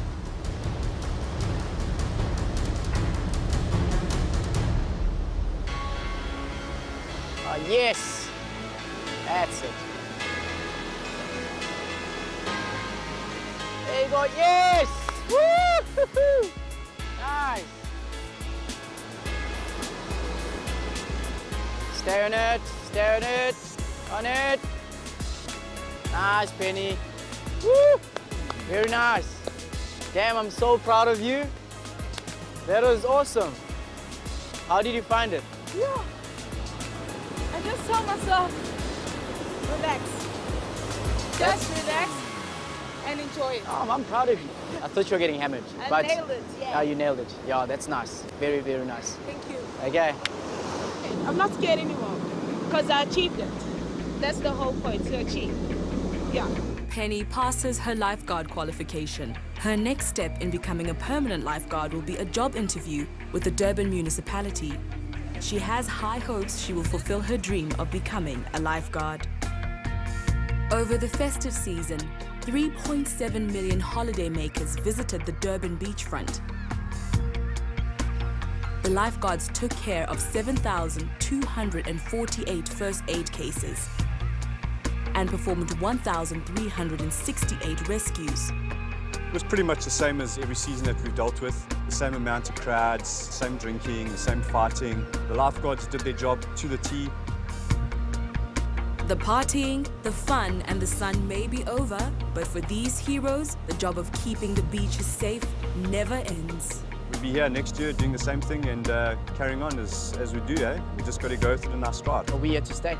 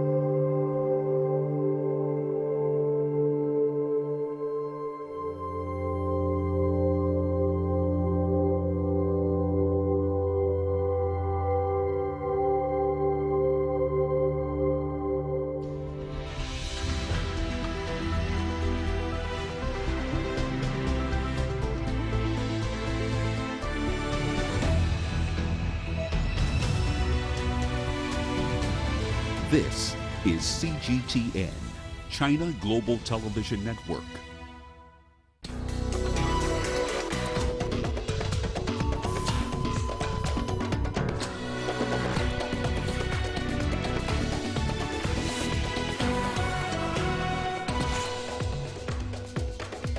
African leaders at the FOCAC Summit chart a three-year plan to implement China's latest investment. UN Secretary General calls an urgent meeting amid escalating violence in Libya. And in the DRC, opposition leader Jean-Pierre Bemba loses his appeal to take part in the December polls. Hello everyone, welcome to Africa Live on CGTN with me, Beatrice Marshall in Nairobi. Also coming up on the program, petroleum distributors in Kenya go on strike over the government's new tax. And in sports, big teams are kept apart in the last 8 of the CAF Champions League and the CAF Confederations Cup. We begin the hour with the ongoing forum on China-Africa cooperation in Beijing. Leaders are mapping out guidelines for the next 3 years at a roundtable discussion. The meeting is presided over by Chinese President Xi Jinping and his South African counterpart Cyril Ramaphosa. Our reporter Tangbo is there. From China-Africa relations to international issues, these are the areas of discussion at Tuesday's roundtable meeting.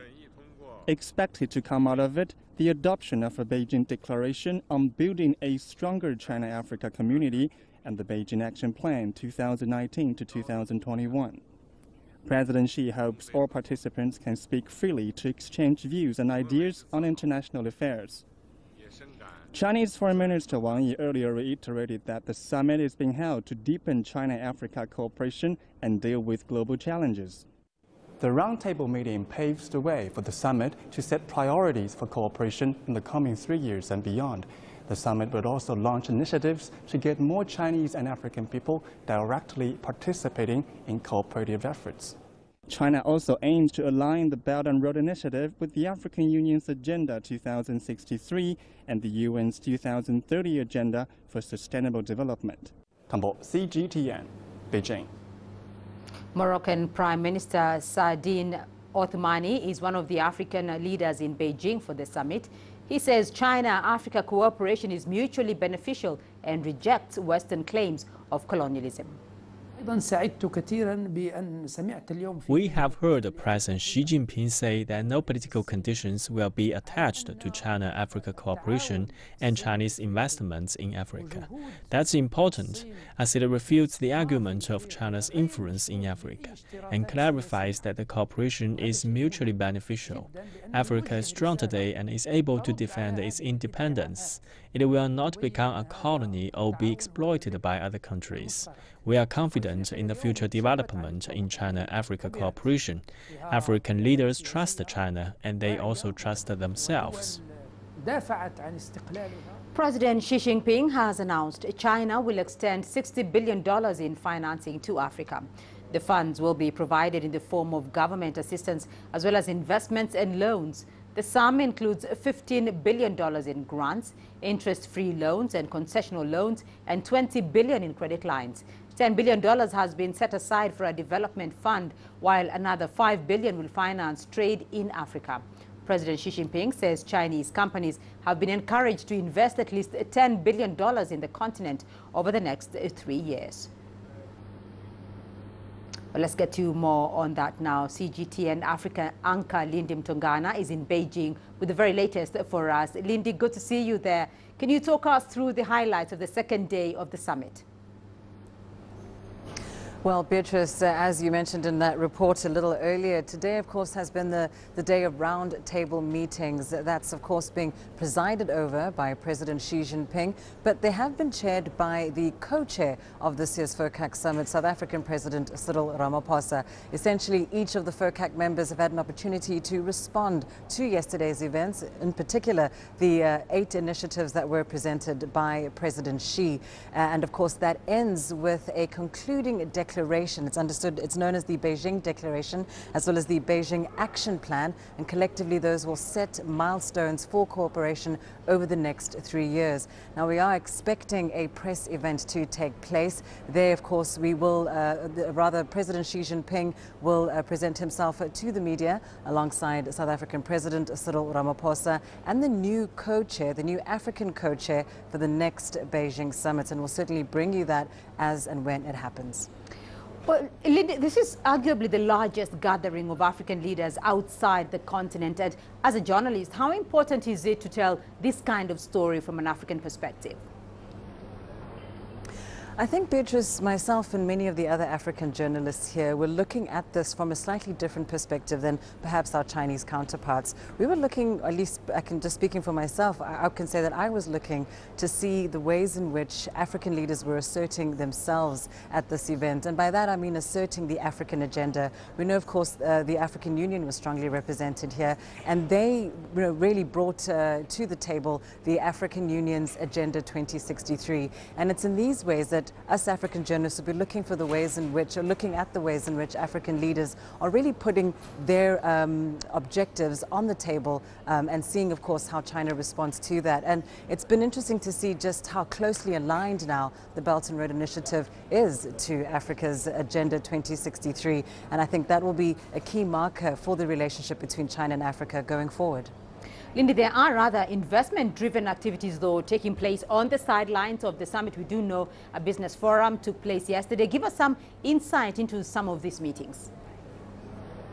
Well, indeed, that business forum did take place, starting, of course, yesterday. But that's not the only thing. There's also the 6th conference of Chinese and African entrepreneurs, and that's been running alongside the FOCAC Summit. It's been an amazing opportunity, of course, for all levels of business and politics to engage from both the Chinese side and the African side. They've been discussing industry, trade, infrastructure in sectors like energy, finance, food, health, and manufacturing.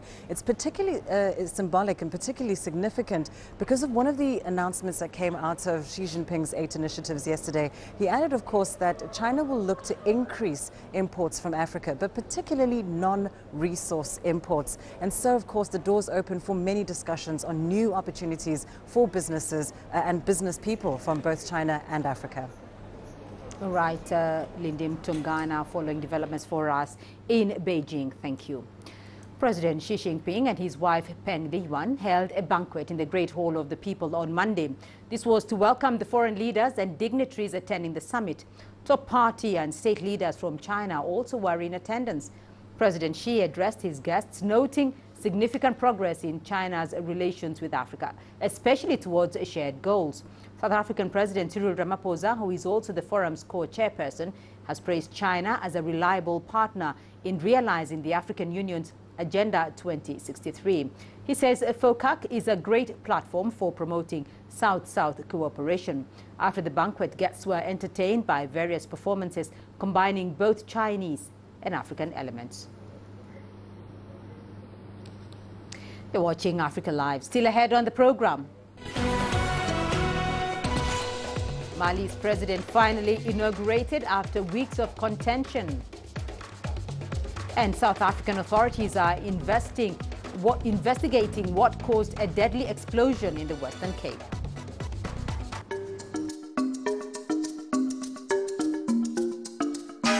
Agenda 2063 cannot move without the people. Your stories. The President and the Minister said a whole lot of things last year, but we need to actually see those things happening. Your views. One way to get us out of that poverty is give free education to all girls who cannot afford to pay. Your voice. We hope that we can get back on. Africa Live. We've got you covered.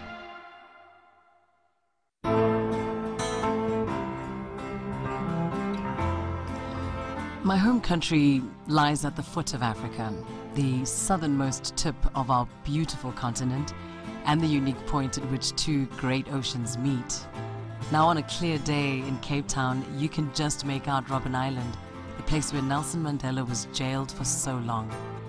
South Africa has changed so much in the years since then, but it is this country's history that shaped me and took me into reporting. I'm inspired by Africa's men and women of courage. It's the everyday hero who brings out my passion. The creatives, the decision makers, the risk takers who are shaping a bright African future. I see them in Cape Town. I see them in the pulsating city of Johannesburg. I see them across the continent, and I know our time has come. CGTN is a platform where African voices can speak for themselves and take their stories to the world. My name is Lindy Mtongana, and I'm a news anchor and reporter for CGTN.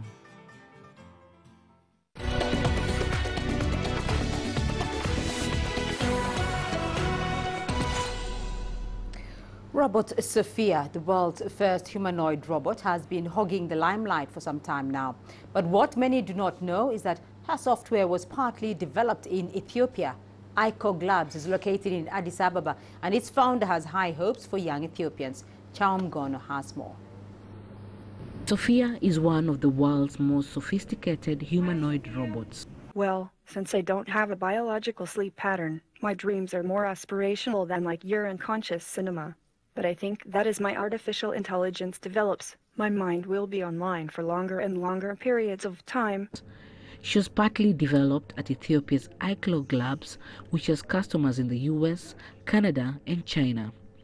Back home, ICOG is working with the government, high schools, and universities to ensure the next generation is comfortable operating in the world of artificial intelligence. ICOG Lab is one of most strongest AI outsourcing companies in Africa. We have a part in developing of world leading robot in emotional and expressive. We call this Sofia robot. She got also citizen from Saudi Arabia. We have a major development parts in that.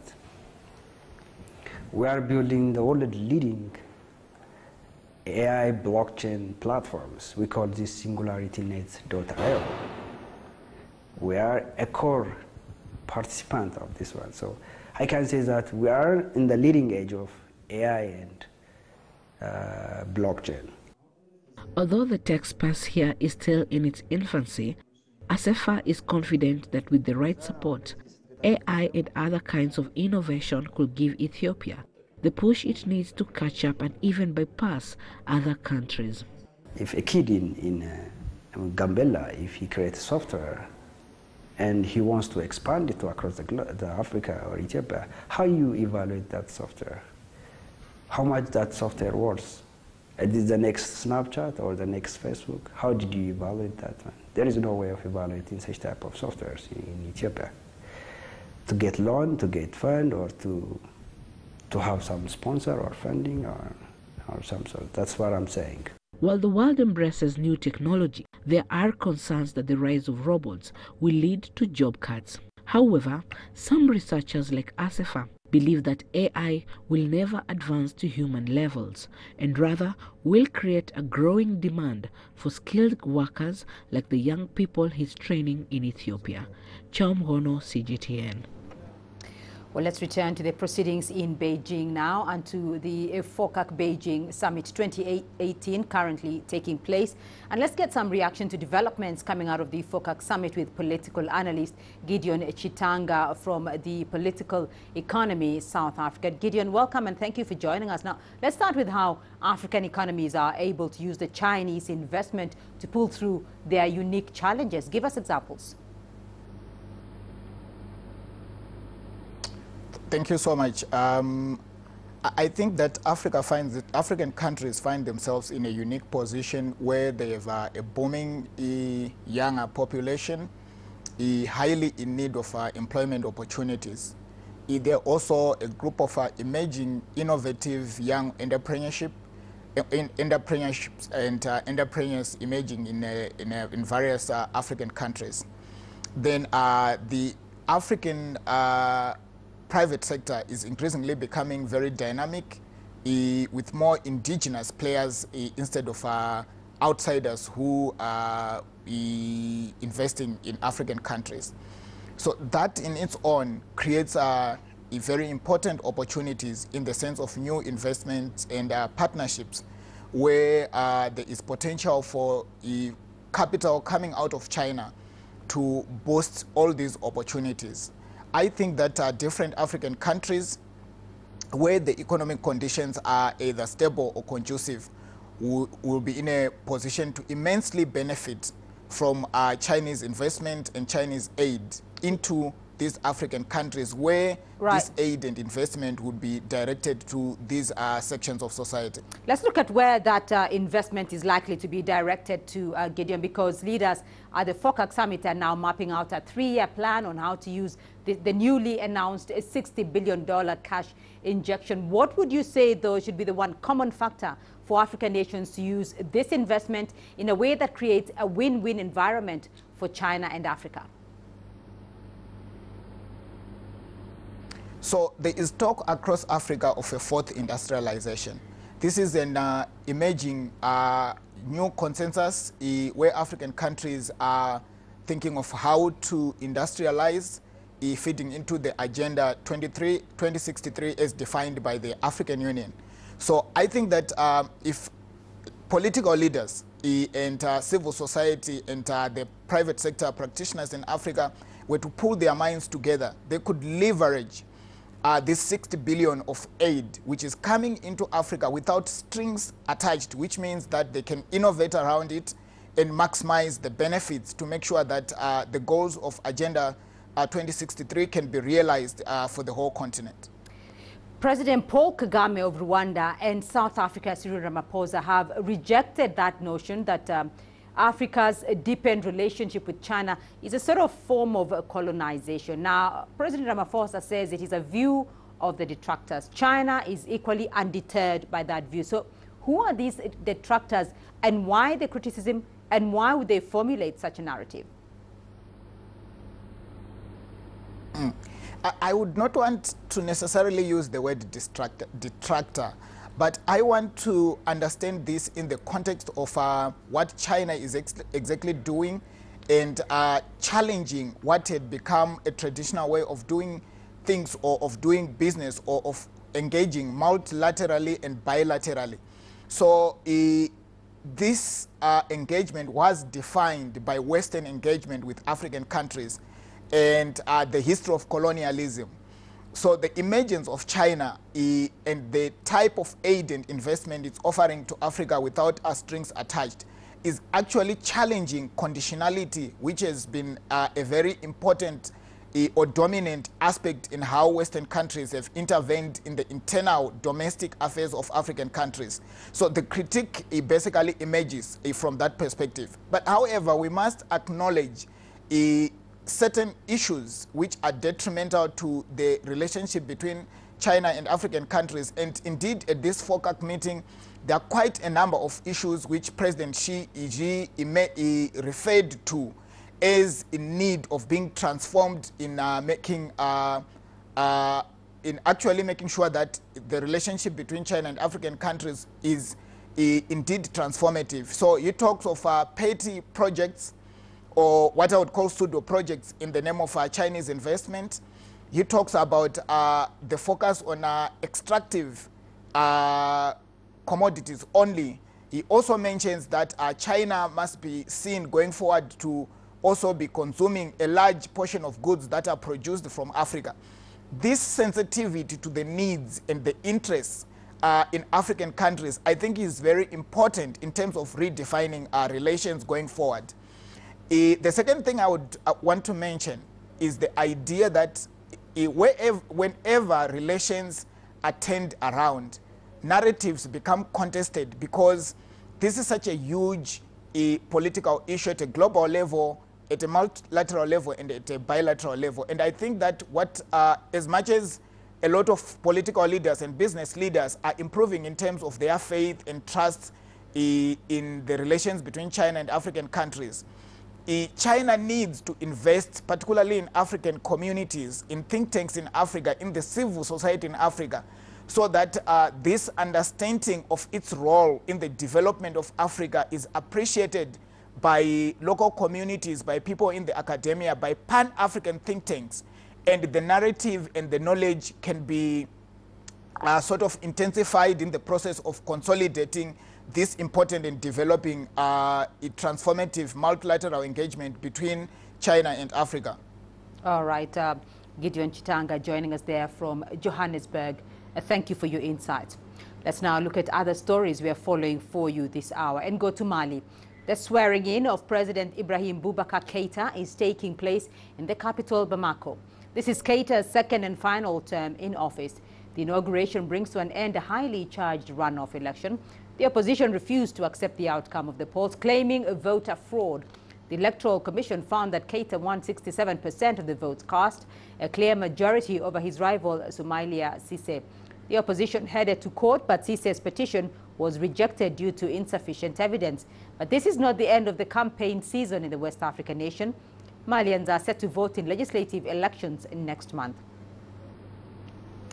And staying with matters elections, this time in the Democratic Republic of Congo.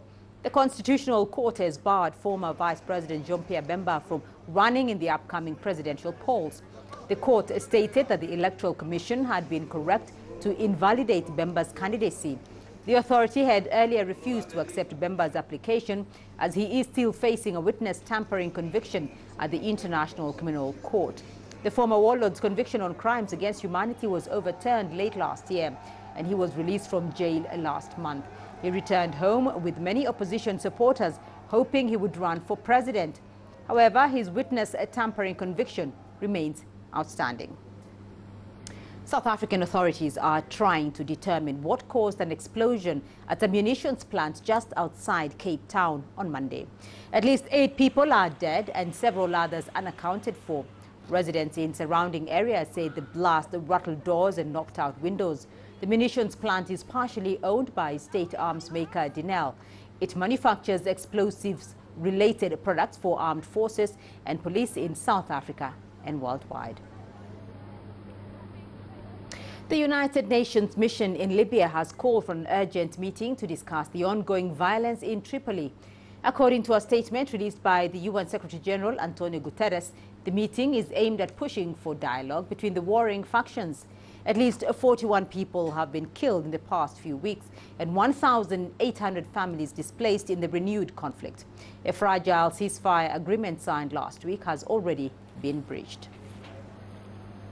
Well, the chairperson of the African Union Commission, Moussa Faki Mahamat, has met Congolese President Denis Sassou Nguesso, who heads up the African Union High-Level Committee on Libya in Beijing. The meeting happened on the sidelines of the FOCAC Summit.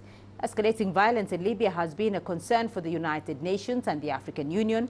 So let's get more on this story now from our Ethiopian correspondent, Girum Chala, who's currently in Beijing. Girum, so what were the chairperson of the African Union Commission and President Sassou Nguesso talking about with the situation in Libya?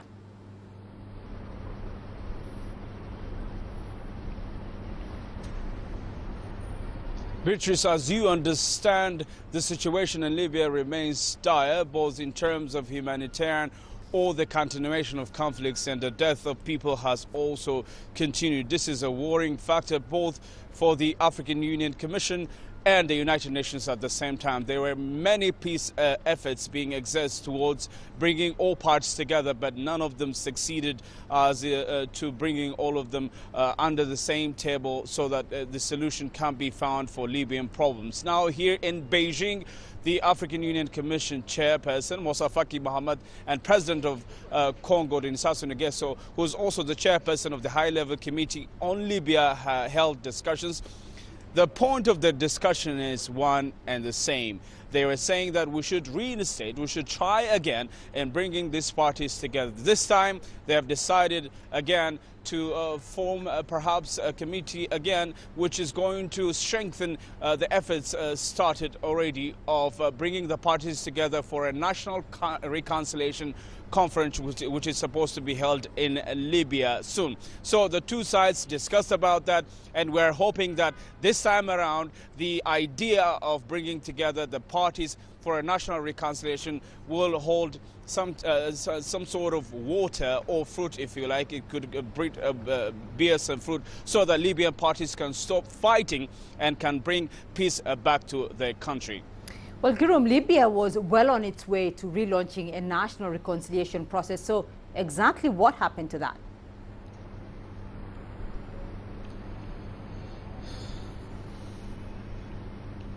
Well, as you know, there are many armed groups in the country. Since the ouster of Mohamed Gaddafi, the country remains in war. Civilian conflicts are everywhere in the country. There are many who claim legitimacy when it comes to governing the country, and the problem continues. There are many peace efforts exerted towards bringing these parties together, as I was saying earlier, but all of them, we can say almost all of them, the efforts exerted by both the African Union and the United Nations mostly failed.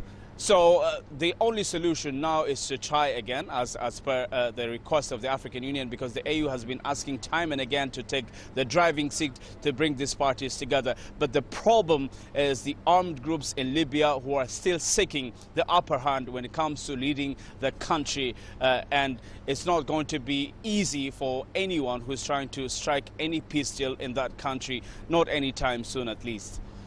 Well, Girum, we do know that the UN Secretary General, who was also present in Beijing for the FOCAC Summit, has called an urgent meeting with all parties. So since you've been following this story from 2011, when the situation began deteriorating, do you think we're going to see any permanent solutions?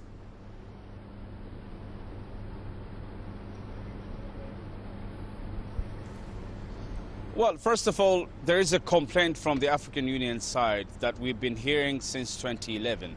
The problem started when the African Union was suggesting that the problem with Mohamed Gaddafi that he had with his own people should be solved with peaceful means. No one heard what the African Union was suggesting. As you remember, Beatrice, and airstrikes destroyed the country. Mohamed Gaddafi was out of power.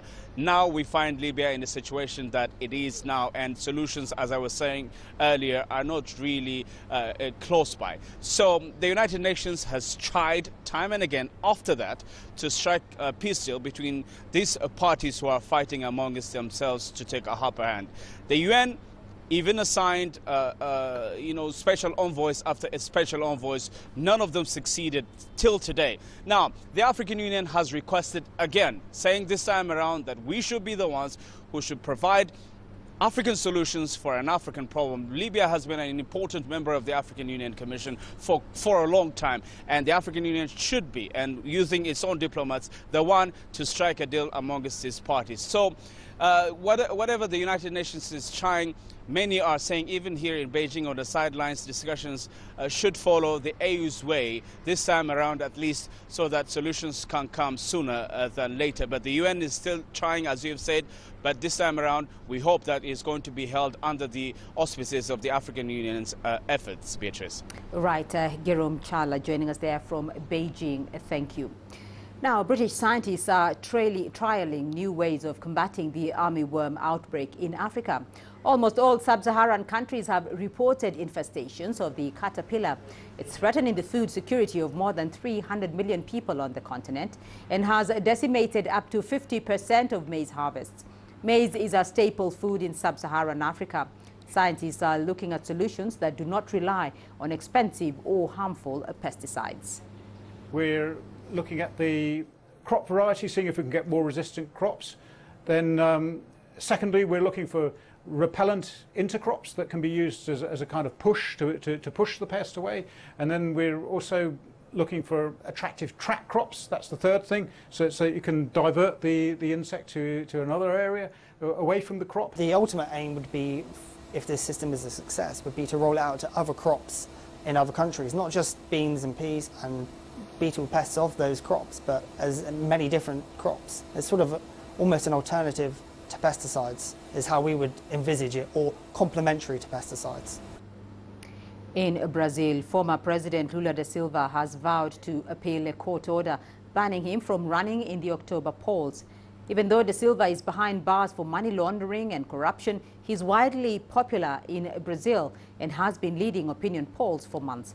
However, the court's decision could pave the way for da Silva's running mate, former Sao Paulo Mayor Fernando Haddad, to be chosen as the presidential candidate for the leftist Workers' Party. CGTN's Paulo Cabral has the details. Lula da Silva isn't running for president anymore, at least for now. During a marathon session on Friday and into the early hours of Saturday, Brazil's Superior Election Court annulled the candidacy of the former president on grounds of the country's Clean Record Act. This law prevents politicians convicted of crimes from running for office. Lula da Silva is now in jail, serving a sentence of just over 12 years on charges of corruption. The Workers' Party still can appeal to the Supreme Court, but legal experts here consider the party's chances of success slim to none. The Supreme Court has already decided this matter. The judges saw nothing wrong with the use of the Clean Record Act in a case like Lula's. So this is something very unlikely to change, even if, in my opinion, this does violate our Constitution in regard to the presumption of innocence until all appeals are exhausted. The party has already announced a Plan B candidate if Lula can't run. He's the former mayor of São Paulo, Fernando Haddad. Haddad is a 55-year-old politician who served as Lula da Silva's education minister. An economist and lawyer, the media has portrayed Haddad as moderate and the modern face of the Workers' Party, untainted by corruption. Fernando Haddad is well known here in São Paulo, but he's not considered a national figure with enough support to win a presidential election on his own. Brazilian analysts say his only chance depends on Lula da Silva's ability to transfer his votes to another candidate. Not only does Lula lead in the polls, he's extending his lead, despite his conviction and arrest. Lula is a trade union leader who came from a poor northeastern state, a person who struggled a lot to get where he is. Fernando Haddad is a middle-class academic, so the notion that there will be an automatic transfer of votes is wishful thinking. But of course, it could happen. The Workers' Party is an important party, very well rooted in the population. The Workers' Party has until September 11th to nominate another candidate. There's still much uncertainty and the possible outcomes remain wide open in Brazil's elections. Paulo Cabral, CGTN, São Paulo. You're watching Africa Live, still ahead on the program. We take a closer look at some of the deals being signed at the Forum on China-Africa Cooperation in Beijing. And petroleum distributors in Kenya go on strike over the government's new tax. Africa is the nexus of enterprise, and global business will tell you why it matters. From the mega investment projects to multi-billion-dollar mergers and acquisitions. Africa today collects, just in terms of revenues from taxes alone, $545 billion India. If you take 10% of that and you devote it to the energy sector, problem solved. All this on Global Business, weekdays at this time on CGTN.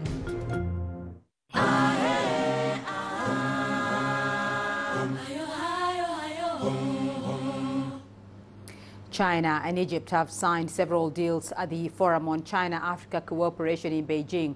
Egyptian President Abdel Fattah el-Sisi and his host have also met on the sidelines of the summit to discuss Middle East peace efforts and fighting terrorism.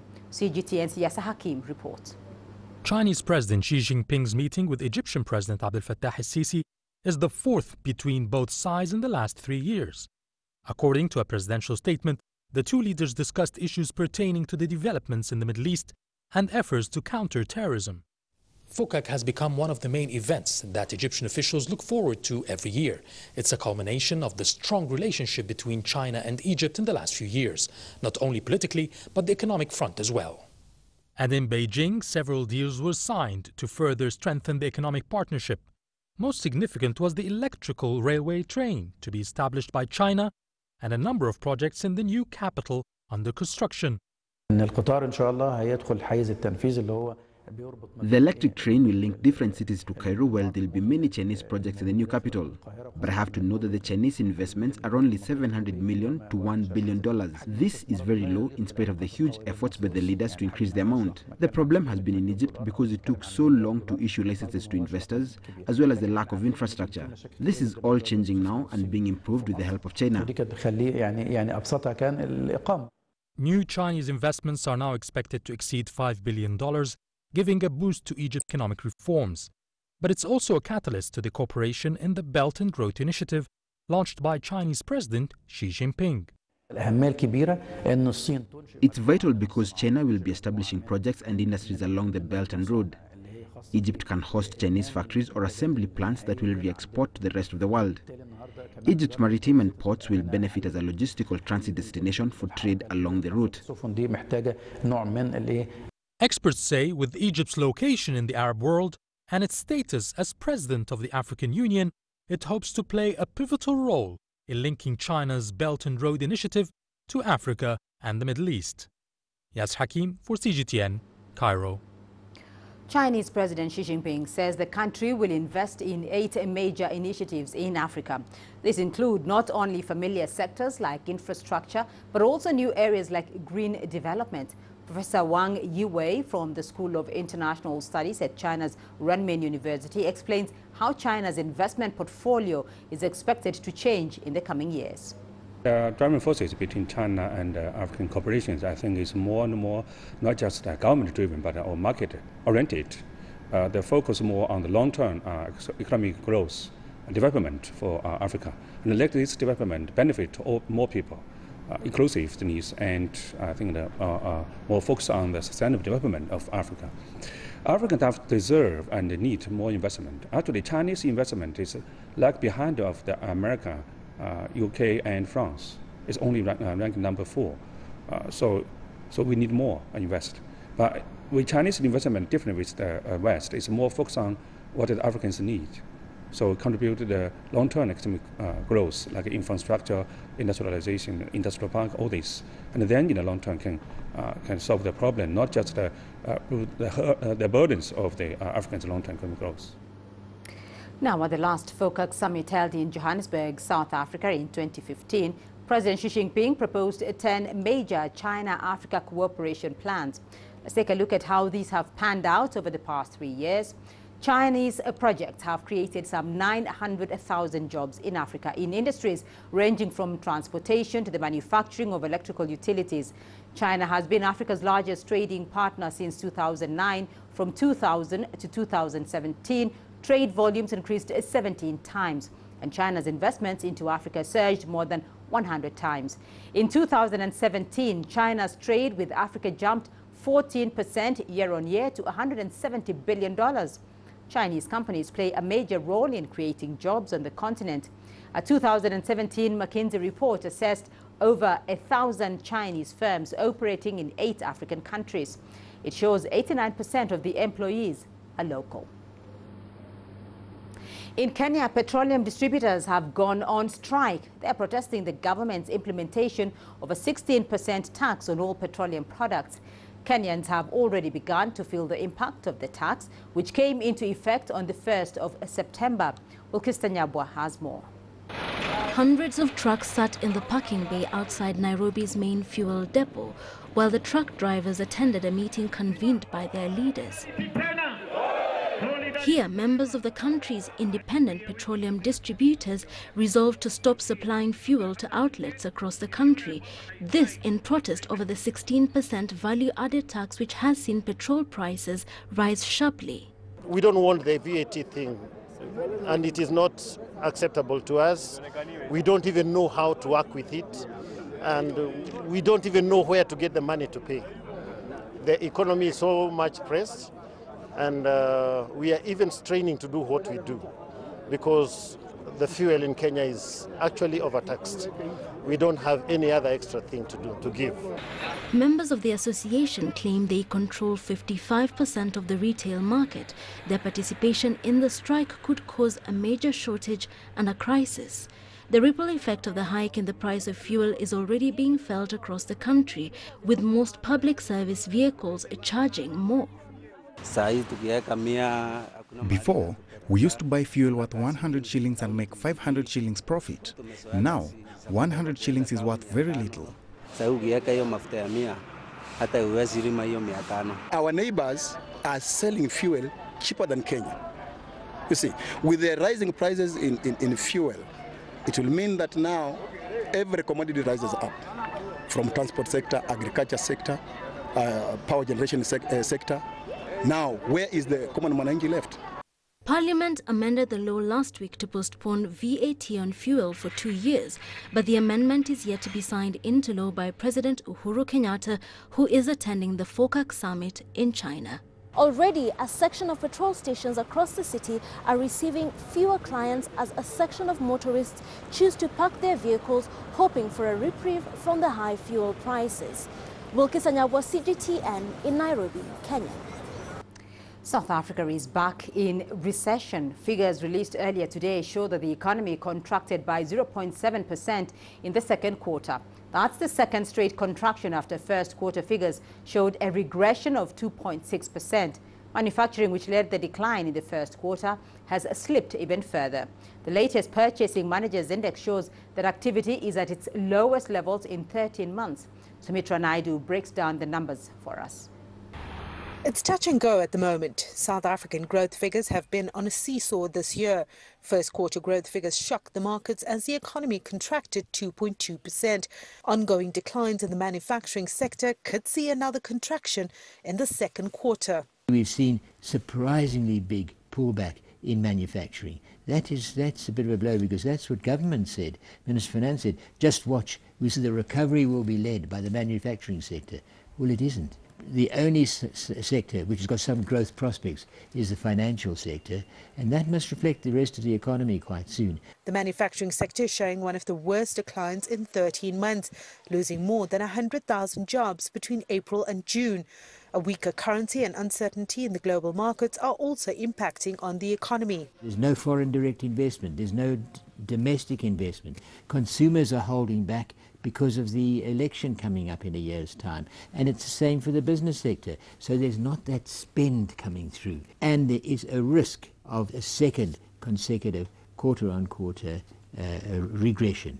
Moody's already highlighted concerns that this year's fiscal numbers are going to be missed by 0.4% of GDP, which means next year we have to do an even more harsher fiscal consolidation for us to return back to the numbers that were tabled in February this year. Despite attempts to revive ailing state-owned enterprises, they continue to drag on the fiscus. Most economists believe there's still too many loose ends in South Africa that need urgent attention. What they should be doing is to fix the SOEs that are required in order to roll out the infrastructure, to improve policy certainty, become very clear with the issue of land expropriation without compensation so that you can attract investment, make South Africa as business friendly as possible so that we increase the level of investment that can improve economic growth and generate employment. South Africa is dealing with record high unemployment levels and widening inequality. Sumitra Nadu, CGTN, Johannesburg, South Africa. And we still have more news for you here in the program. Here's what's ahead. A South African township known for its political history hosts a wine festival that attracts thousands of visitors. When you look at Africa, what do you really see? Do you see fast-growing, endless deserts and parched earth? Or do you see the biggest opportunity for an agricultural revolution in a generation? Do you see crowded, unplanned cities or vast, untapped markets? Do you see a population at risk, or do you see a billion-strong opportunity to grow the next wave of multi-billion-dollar firms in Africa? When you look at Africa, what do you really see? Join us in Global Business and see Africa through our eyes.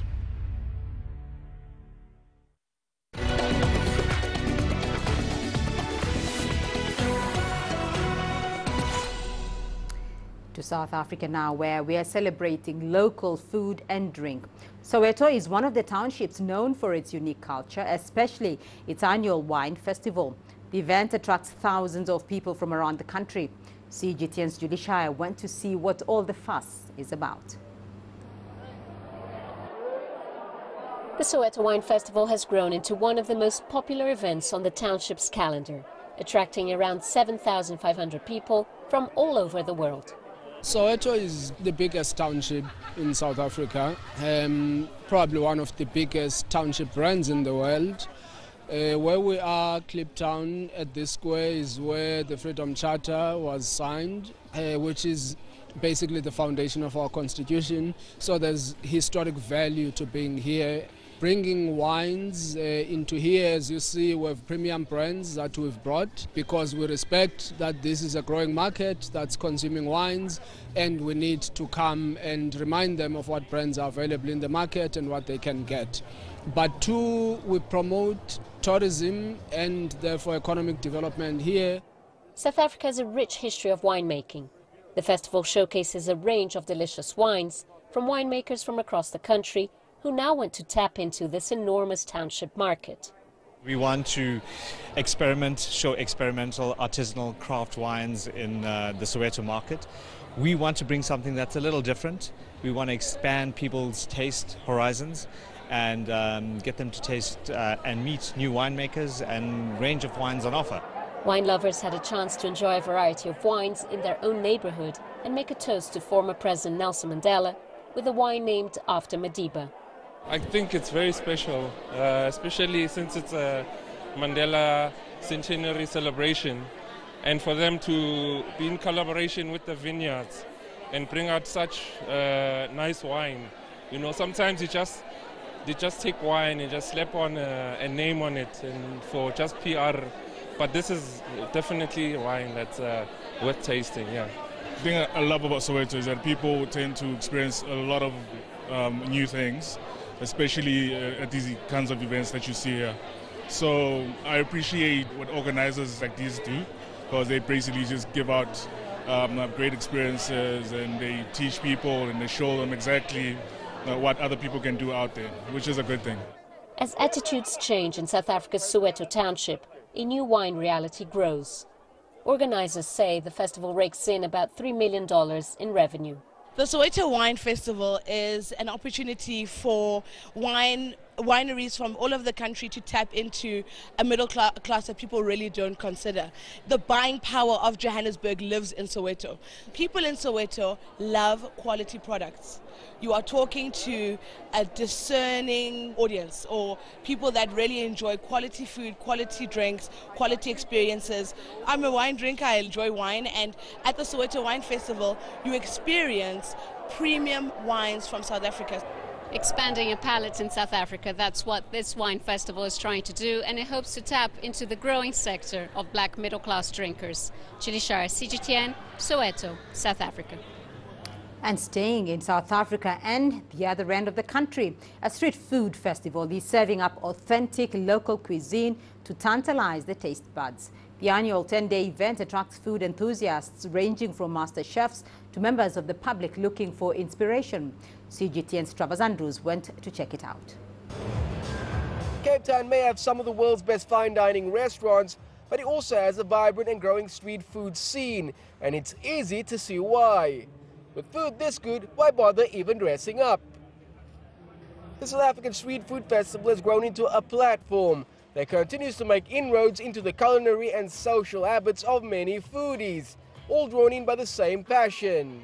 The Street Food Festival is a community that we've built over 5 years based on our shared love of food as South Africans, and we try really hard to have a very good representation of the best of South African food entrepreneurs, the best of South African food produce, and the best of South African, authentic South African dishes.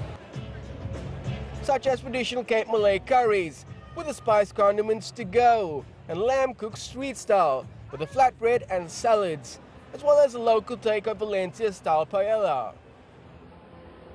A big focus is also on traditional South African township-based foods, with an emphasis on the meaty delights, including a dish called 7 Colors, which is one of the most celebrated meals at the event. What we've done with the 7 color plate is interpreted according to our culture, because the 7 color plate normally includes starches like rice, which is not really what we eat as South Africans. Our starches are things like pap, umngqusho, savory, samp. So what we've done is we've basically just innovated the 7 color plate to represent what traditional native South Africans would eat.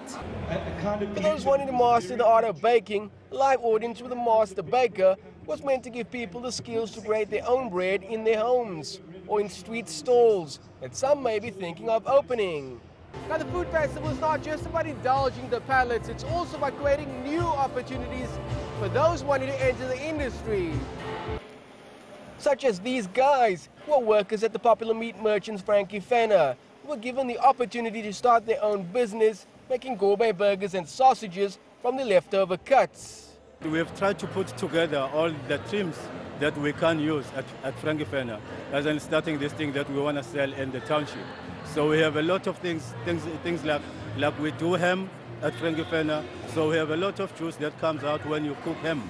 So those are the kind of things that we have decided to add, especially in our sausage and the trims, the end cuts of the meat. We're adding it all into our sausage and make it a very nice sausage. Of course, the local street food festival will be complete without food trucks, which have not only built a massive presence and following in the mother city, but has become a symbol for offering good food street side. Travis Andrews, CGTN, Cape Town. And your sports news coming up next. Here's what's ahead. Big teams are kept apart in the last 8 of the CAF Champions League and CAF Confederations Cup.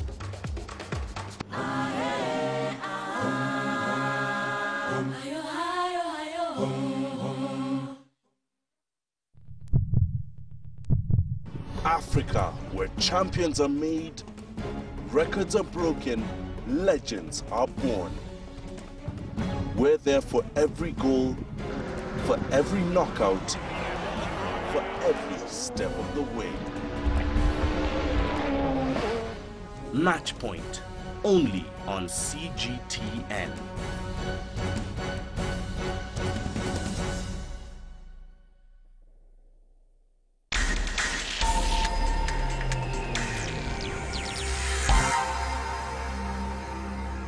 We start with football. North African clubs are likely to dominate the business phase of the African club competitions for another season.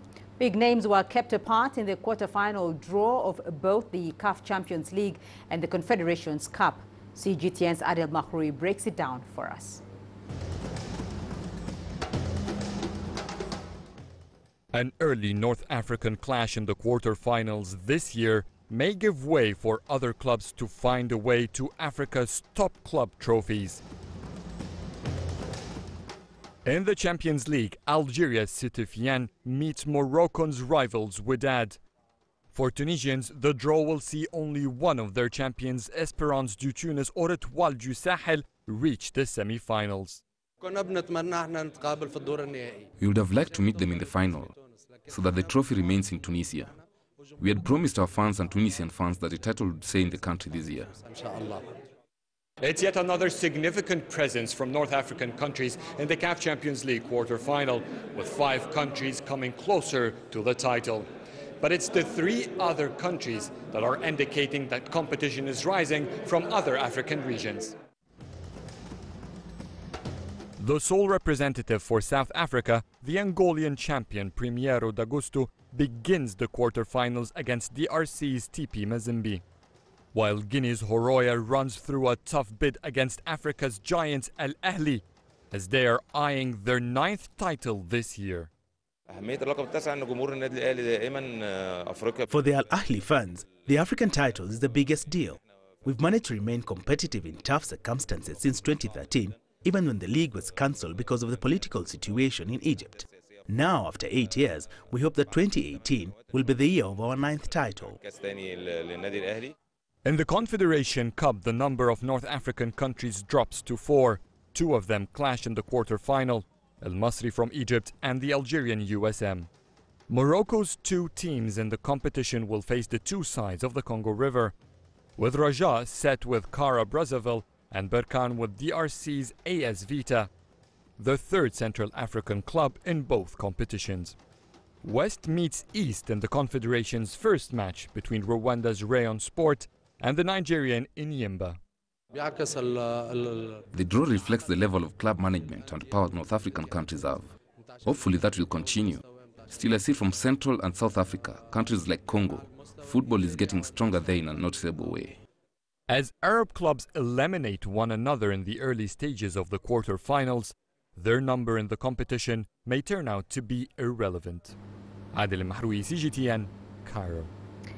Meanwhile, Egyptian forward Mohamed Salah has been nominated for Best FIFA Men's Player Award. With 5 goals, Salah was the top scorer for Egypt during the 2018 FIFA World Cup. He also scored 44 goals for Liverpool last season, helping the English club reach the Champions League final. Salah is up against Cristiano Ronaldo and Luka Modric for the award. Tanzania's newly appointed football coach Emmanuel Amunike has dropped 6 players ahead of their Africa Cup of Nations qualifier in Uganda this Saturday. The former Nigerian national has cited ill discipline for excluding the players. CGTN's Daniel Kejo has more. Tanzania's new head coach Emmanuel Amuneke has shown he means business after he dropped 6 Simba Sports Club players when they failed to report to camp this week. He emphasized that he will only deal with players who are disciplined, a decision that has been supported by the Tanzanian Football Federation. Emmanuel Amuneke brings years of international football experience.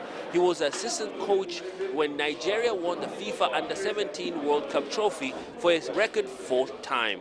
Now he says the national team is for everyone. All the players, they have equal opportunities to play in the national team because we are a country. And it all depends on our ability to play. Amuneke will also manage the other Tanzanian teams, including the Under-17 and Under-20 youth teams. Though his immediate task will be to help the Taifa Stars qualify for the 2019 African Cup of Nations in Cameroon. We have good players, and if we can score goals, and then we have to see how we can defend our goals. And when you defend very well, I think this is the time you say you won the game at the end of the day. Tanzania may have their work cut out for them when they face Uganda, who currently lead the Group L after defeating Cape Verde 1-0 in their group opener. And they say he may not have enough time to familiarize himself with the players ahead of the match. If he manages to beat Uganda, I think that will be a very major success to him. So he has a lot to do as far as his appointment and the time that he has to know the players and to put the proper system that could work against Uganda. I think those could be the major challenges to get the results against Uganda. Tanzania drew 1-1 with Lesotho in their group opener, so local football fans eagerly await to see if the new coach can deliver national glory once again. Daniel Kijo, CGTN, Dar es Salaam, Tanzania. And that's it for this edition of Africa Live. Remember, you can send your feedback to the contacts on your screen and follow us on our digital media platforms. Thanks for watching. I'm Beatrice Marshall in Nairobi. From me and the team here on Africa Live, bye-bye. See you later.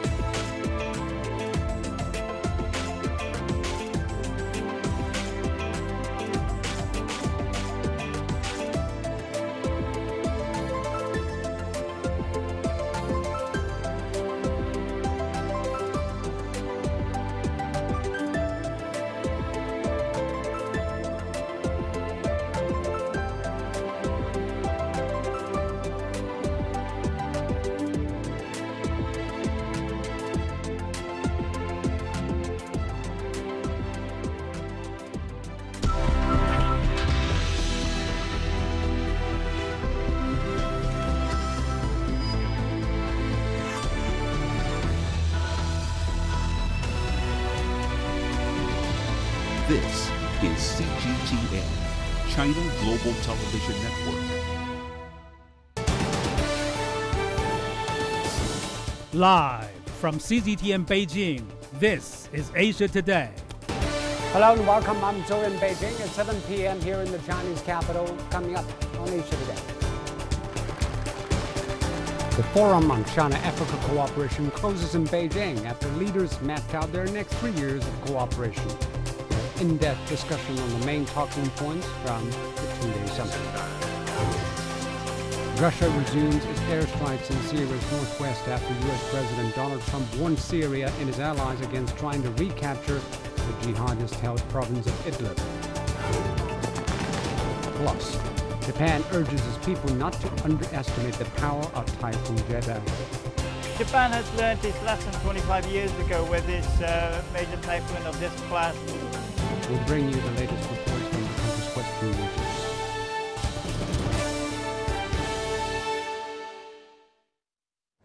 The Forum on China-Africa Cooperation has drawn to a close with a declaration on building a community with a shared future. But the Forum has approved an action plan for cooperation between China and the African continent in the next 3 years. Chinese President Xi Jinping will give a joint press conference with his South African President Cyril Ramaphosa in their next co-chair of the Forum. Now for more, let's throw in to our reporter Li Jianhua, who has been following this. Jianhua, good evening. What were the major takeaways from today's roundtable? Yeah, so I'm in the News Center. As you can see, we are still waiting for the press event that is coming up pretty soon. And then let's talk about the roundtable meeting in the morning co-chaired by Chinese President Xi Jinping and his South African counterpart Cyril Ramaphosa. And they talked a wide range of topics have been covered, including trade, business, tourism and grain development. And we're still waiting for the press conference to come up pretty soon. We're going to have the Beijing Declaration and also the China FOCAC Action Plan 2019-2021. Some sub-forums have been held throughout the day, altogether 14 of them. And we do see the rapport between Chinese and African business leaders and entrepreneurs and business representatives. The press event has been delayed for 2 hours. So people are guessing, and lots of journalists like me are guessing probably we're going to see more agreements inked after this. Back to you, Sofia. And you said you've covered several sub-forums at the summit. What are the major topics that the attendants are interested in? Yes, I went to the high-level dialogue between Chinese and African leaders and business representatives.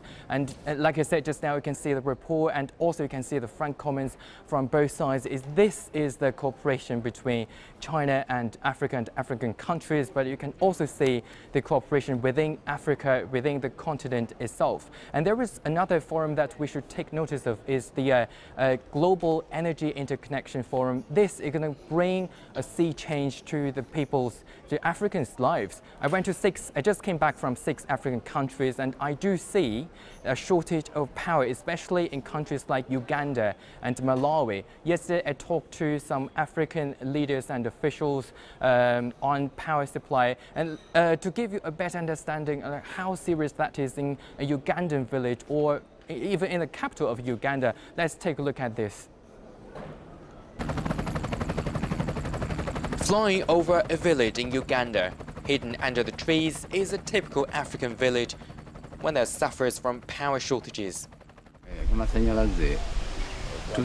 Electricity in Nampani is a problem. There is no electricity throughout the entire village. People are resorting to use solar power, which is insufficient, because there is no money to support the accessories. A sight like this is common in most African countries. Figures show that over 600 million people are living without electricity in sub-Saharan Africa. This is especially true in West Africa. In our region, about 40% of the population have electricity, so the 60% do not have. And this, the reason is we are lacking generation. There is not enough generation. And the countries where we have potentials for generation, they don't have enough money to leverage this generation and generate more. Statistics show Africa's power generation capacity will have to increase to 3,100 terawatt hours in 2040 to fuel its GDP growth, which means an investment of over $40 billion. And now China is promoting the establishment of a global energy interconnection system, whereby electricity can be transmitted effectively via high-voltage lines. Using a surplus in a region of the world to feed another region is a very good setting. So for me, this initiative will go quickly because it's combining natural environment to solve very crucial problem. And now let's go live to the Great Hall of the People here in Beijing. Chinese President Xi Jinping and South African counterpart Cyril Ramaphosa and Macky Sall from Senegal is having a press conference. Your Excellency President Matamala Cyril Ramaphosa, Your Excellency President Macky Sall, friends from the press, ladies and gentlemen, good afternoon. It is a pleasure to meet you here. First of all, it is my pleasure to announce that the 2018 Beijing Summit of the FOCAC has just successfully concluded. In the past 2 days, leaders of FOCAC members gathered in Beijing under the theme of China and Africa toward an even stronger community with a shared future through win-win cooperation. We reviewed implementation of the outcomes of the 2015 FOCAC Johannesburg Summit, discussed plans for future growth of China-Africa relations, and drew the blueprint for China-Africa cooperation to go ahead. The summit issued the Beijing Declaration toward an even stronger China-Africa community with a shared future, which embodies the agreement reached between China and Africa on major regional and international issues, and sends out a strong message that China and Africa will go hand in hand in years to come. The summit adopted the Forum on China-Africa Cooperation Beijing Action Plan and identified 8 major initiatives as the focus of China-Africa cooperation in the coming 3 years to strengthen practical cooperation across the board. We agreed that the world is undergoing profound changes unseen in a century. Economic globalization is deepening in an increasingly multipolar world. The future of the world's people has never been so closely linked. Meanwhile, mankind faces a host of common challenges as uncertainties and destabilizing factors continue to mount. China and Africa would join hands to build a China-Africa community with a shared future that features joint responsibility, win-win cooperation, happiness for all, common cultural prosperity, common security, and harmonious coexistence. Together, we will better uphold the common interests of China and Africa, boost the strength of developing countries, and make the world a more balanced and better place for everyone to live in. This will set a good example for the building of a community with a shared future for mankind in our times. We agreed that China-Africa relations have stood the test of time and international changes and embarked on a distinctive path of win-win cooperation. China-Africa relations are at their best in history. The two sides will enhance synergy between strategies and policies, advance cooperation under the Belt and Road Initiative, and pool the strength of this initiative with that of Agenda 2063 of AU and UN 2030 Agenda for Sustainable Development and National Development Strategies of African countries. The focus will be on the implementation of 8 major initiatives, namely industrial promotion, infrastructure connectivity, trade facilitation, green development, capacity building, healthcare, people-to-people exchange, and peace and security. It will provide more opportunities and give even stronger impetus to China-Africa cooperation. We agreed that China-Africa relations have demonstrated unprecedented solidarity, vitality, and creativity, which offers significant opportunities for development of each side. China is the biggest developing country, and Africa, the continent with a large gathering of developing countries. The two sides will stay committed to strengthening unity and cooperation and working with each other along the path of win-win cooperation and common development. China will continue to act in the principle of sincerity, real results, amity, and good faith, and of pursuing the greater good and shared interests. Together, China and Africa will draw on the strengths of our profound friendship and mutual trust, keep to the right direction as practical cooperation flourishes, and work for solid, steady, and sustained growth of the China-Africa Comprehensive Strategic and Cooperative Partnership. We agreed that Africa is entitled to achieving development and integration.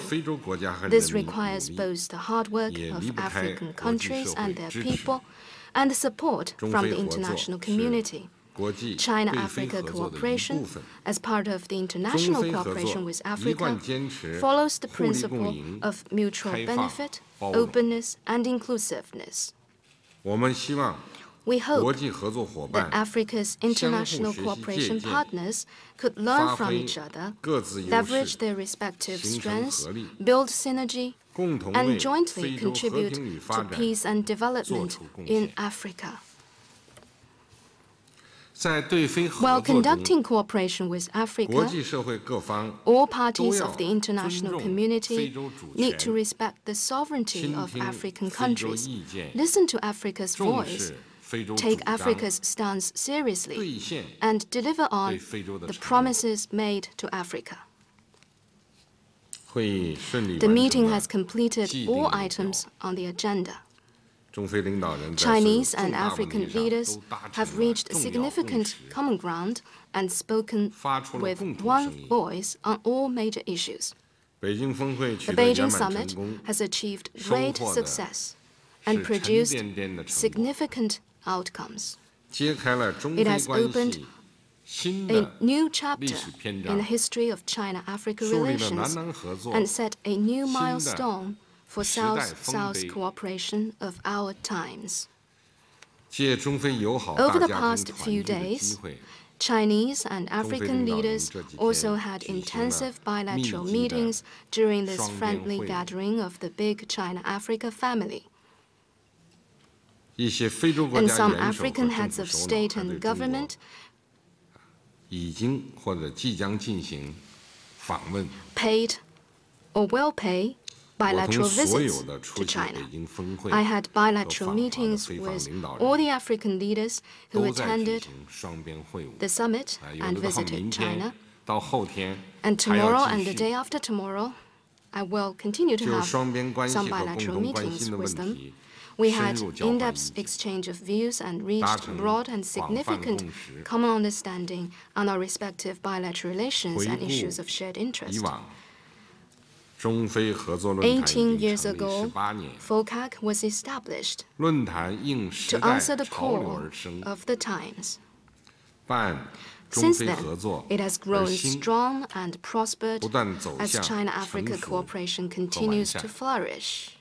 It has become a distinct symbol in international cooperation with Africa and in South-South cooperation. The success of the Beijing Summit marks a new historic starting point for the China-Africa Comprehensive Strategic and Cooperative Partnership.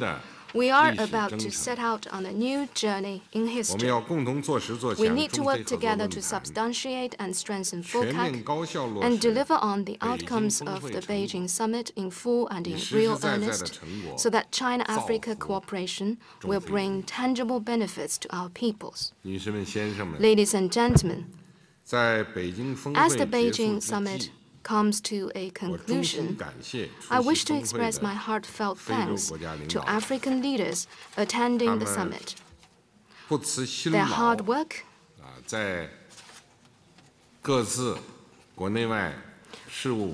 they have worked very hard despite the tight schedule at home. They have come thus far to attend the summit.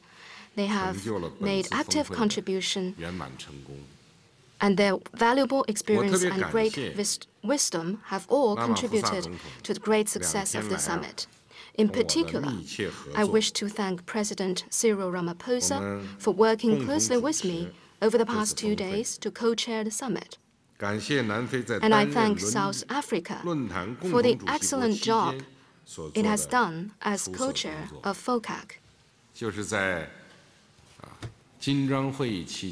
During this year's BRICS Summit, hosted by South Africa, we had a BRICS Plus that involved BRICS countries and African countries, and that BRICS Plus Summit served as a warm-up for this FOCAC Beijing Summit. and the success of the BRICS summit this year and this Beijing summit of the FOCAC are attributable to the work of President Ramaphosa. I congratulate Senegal on taking over as the new co-chair of FOCAC, and I thank President Macky Sall for his strong commitment to advancing the forum in its development. I look forward to working closely with President Salah for the future development of FOCAC and future growth of China-Africa cooperation. My thanks also go to friends from the Chinese and African business and cultural communities, as well as think tanks and the media, for your active participation and support. To friends from the media, I thank you for your comprehensive and timely coverage of the summit and its outcomes.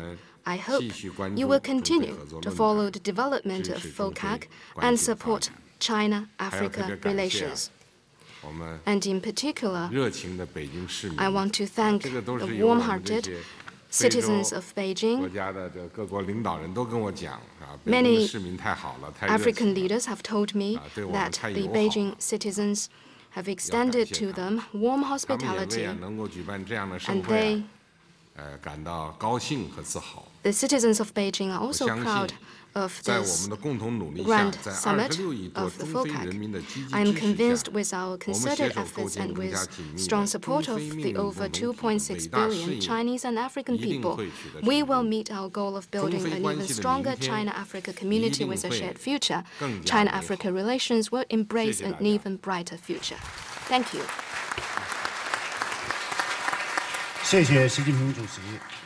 Thank you, President Xi. I now invite President Ramaphosa of South Africa to make his remarks.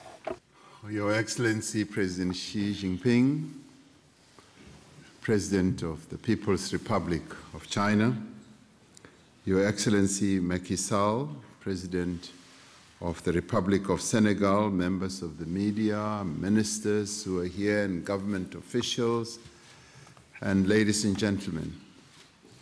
Let me begin by thanking President Xi Jinping, the government of the People's Republic of China, and indeed the people of China, particularly the people and citizens of Beijing, for the warm welcome that we've received here in China, and especially here in Beijing.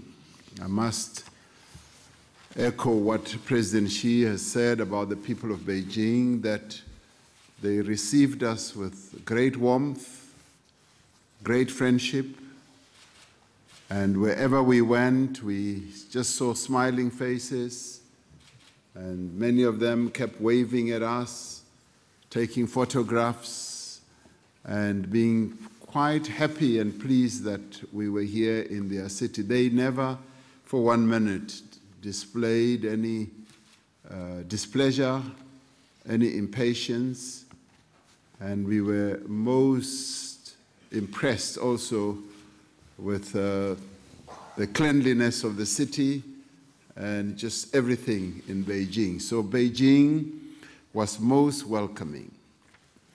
And that went to making the third FOCAC summit to be the great success that it has been.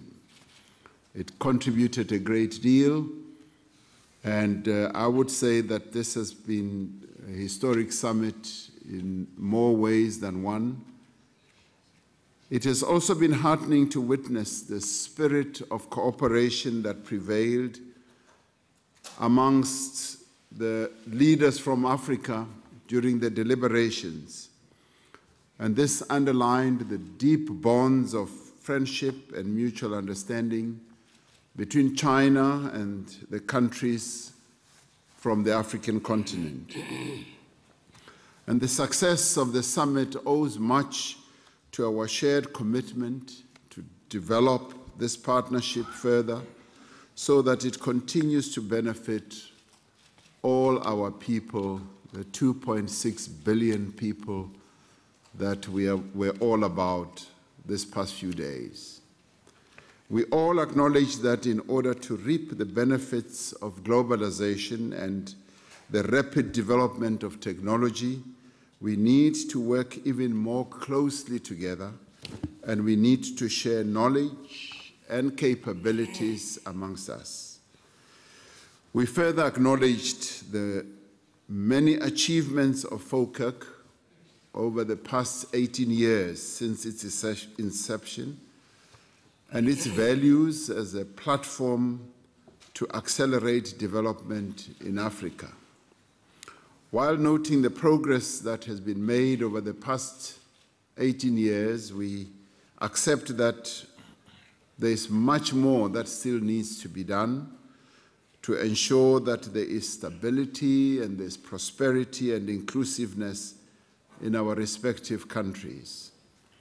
We are thus committed to continue working together to accelerate industrialization, modernization, infrastructure investment, and skills development. And we all collectively accepted and embraced in addressing all these challenges President Xi Jinping's initiative of the Belt and Road Initiative, because in it we see great opportunities to advance the many, many things that need to be improved on the African continent. So the Belt and Road Initiative was a centerpiece of discussion throughout the weekend, the few days that we were here. In addition to the commitments made in 2015 under the Johannesburg Action Plan, 2016 to 2018, and the 10 cooperation measures that were also announced, we have announced today new measures of cooperation that directly address Africa's needs and that will produce tangible benefits for the people on the African continent. We were pleased to learn that all of the $60 billion that were pledged by President Xi in 2015 has been allocated to projects, and many key projects have been completed, and a number are in the process of being completed as well. Giving credence to the notion that FOCAC is an action-oriented type of partnership between Africa and China. We sincerely thank President Xi and the Chinese government for availing funds to assist Africa in critical identified areas such as infrastructure development, industrialization, the oceans economy, science and technology, health and education, and skills acquisition.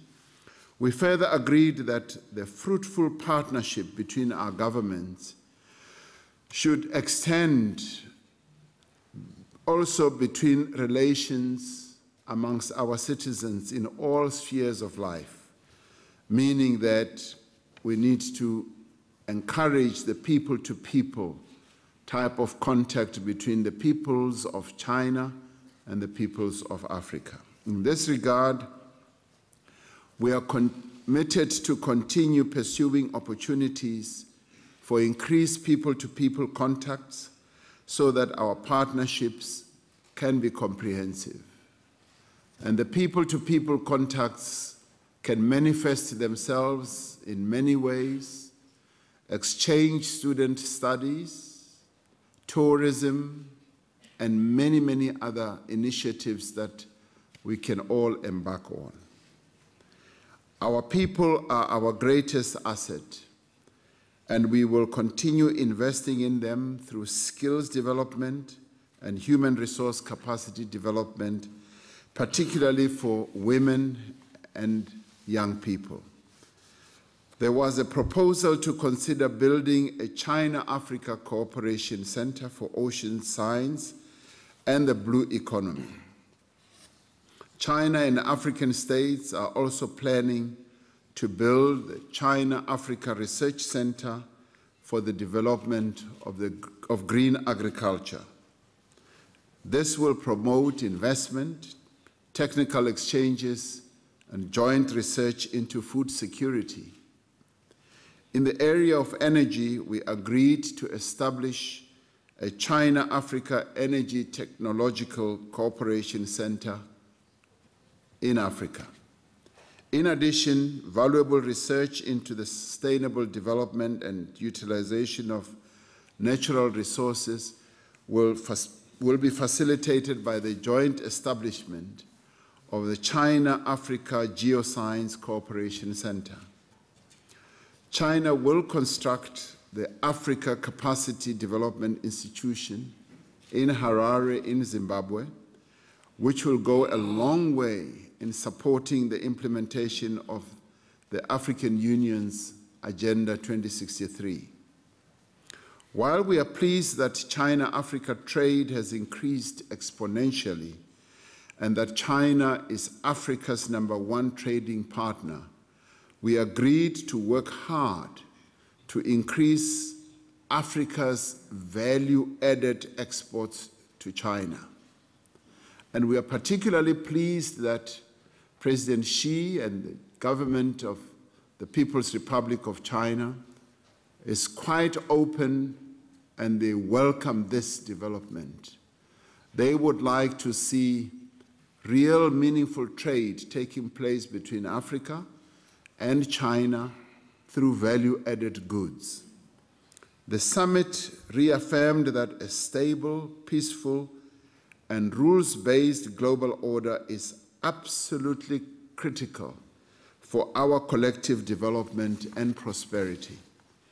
We thus affirmed the importance of multilateralism and the central role of the United Nations in the multilateral system. We have reiterated our commitment to work together to achieve the noble goals that are set out in Africa's Agenda 2063, the 2030 Sustainable Developmental Goals, and the Belt and Road Initiative. During the past 6 years, under the chairship of China and South Africa, the efficiency and effectiveness of FOCAC has improved quite exponentially. I'm confident that my brother, President Macky Sall, the President of the Republic of Senegal, and his government will, as they take up the co-chairship with China of FOCAC, they will continue and extend the good work of the past 18 years. We will give China and Senegal all the support they need, and we will also work together with them, as we will with all other countries on the African continent, to strengthen and deepen the Africa-China partnership even further. For we have found that this is one of the most meaningful partnerships that there is in the world today, because it is based on a win-win approach where all of us want to see all of us succeeding, and it is not based on principles of winning whilst the others lose. So we are particularly pleased to have been given the honor and the privilege as South Africa to have co-chaired FOCAC with China, and now we hand over to Senegal to continue the good work together with China. Thank you very much. Thank you, President Ramaphosa. Now let me give the floor to His Excellency President Salah of Senegal. Je vous remercie. Je voudrais d'abord saluer nos amis de la presse. Thank you very much, co-chairs. First of all, I'd like to greet our friends from the press. I want to in particular thank President Xi Jinping for your kind invitation to me to attend the summit of the Forum on China-Africa Cooperation, and also thank you for all the arrangements you have made to make our stay very enjoyable. President Xi, this summit is so well organized, and we have seen quality deliberations. It has concluded with full success. I sincerely congratulate you on that. As I begin my term as the next co-chair of the forum, I would like to warmly welcome and congratulate our friend and brother, President Cyril Ramaphosa, on the success of his mission on behalf of Africa. And congratulations to your my brother Cyril, well done, and congratulations to you for your outstanding work.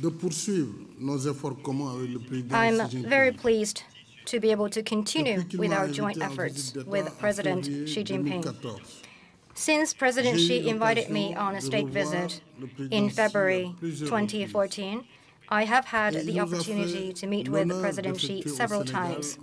Last July, we had the honor to host President Xi in Senegal on his first visit abroad since his re-election as the President of China.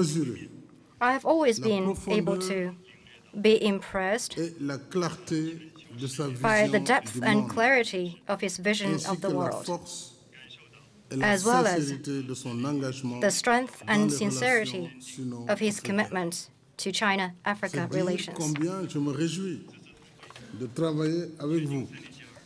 This summit has identified Senegal as the incoming co-chair of FOCAC. Mr. President, I'm so happy to be able to work with you in that position. This year, China celebrates its 40 years of reform and opening up. This year, FOCAC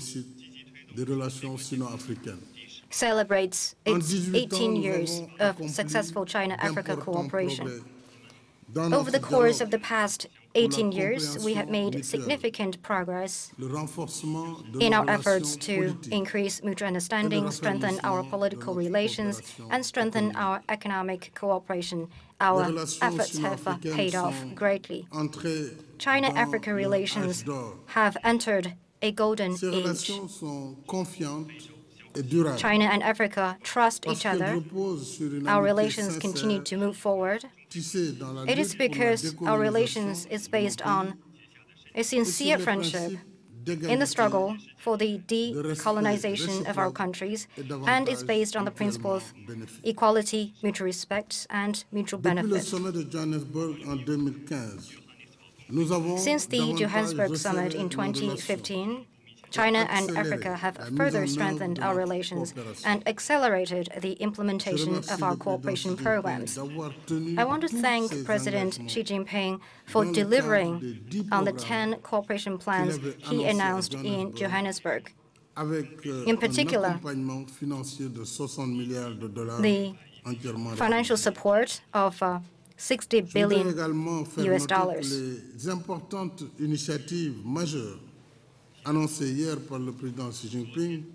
I also want to stress in particular that yesterday at the opening ceremony, President Xi put forward some major steps, and we have adopted the Beijing Declaration and the Beijing Action Plan. On the basis of friendship, sincerity, real result, and good faith, we will work to consolidate the above-mentioned cooperation progress. And Africa wants to reaffirm its commitment to the One China policy.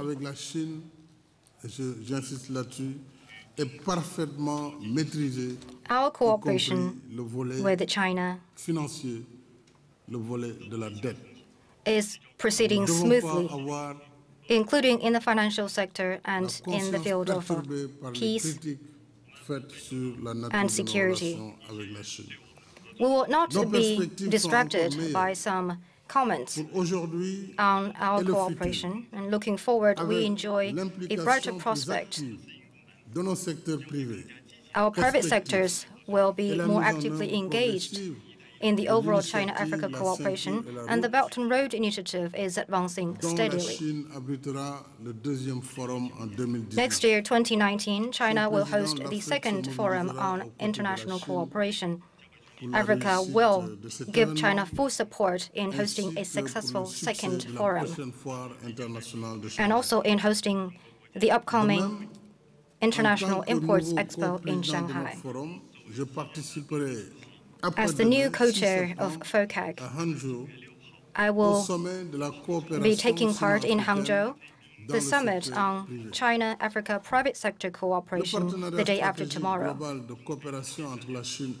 The comprehensive strategic partnership for cooperation between China and Africa will also need to continue and strengthen its long-term vision through continuous and clear analysis of current and future global challenges. In the spirit of the Beijing Declaration, Africa and China must always support each other. This is the very meaning of the China-Africa community with a shared future that we want to build together. It is also the meaning of our concerted efforts to pursue peaceful international relations and a more open, just, and inclusive global governance.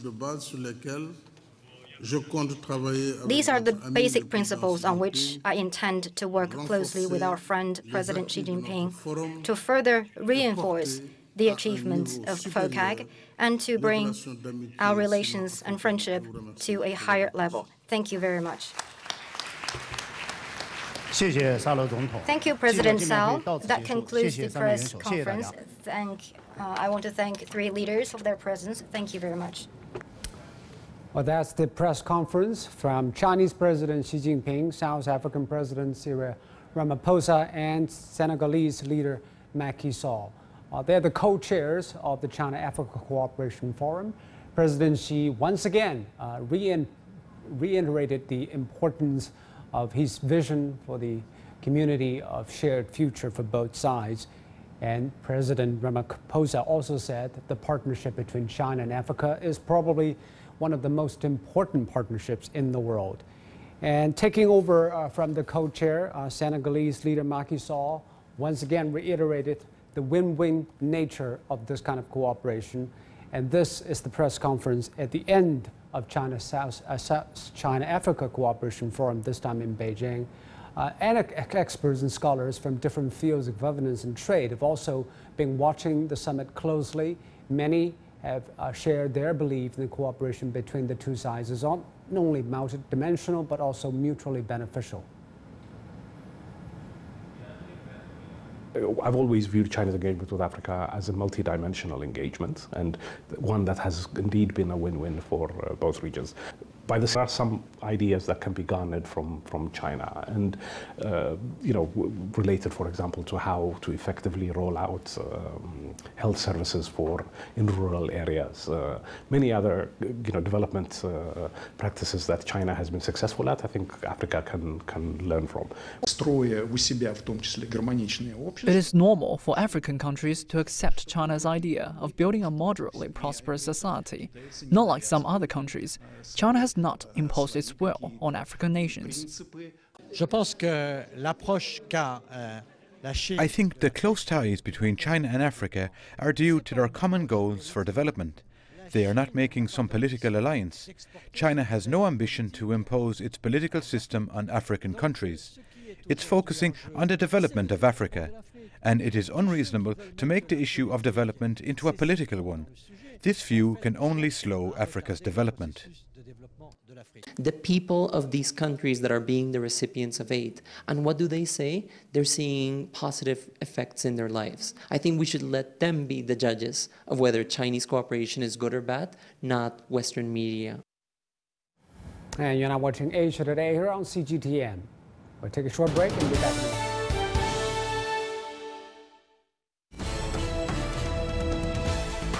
China Global Television Network, from broadcast centers in Beijing, Washington, and Nairobi.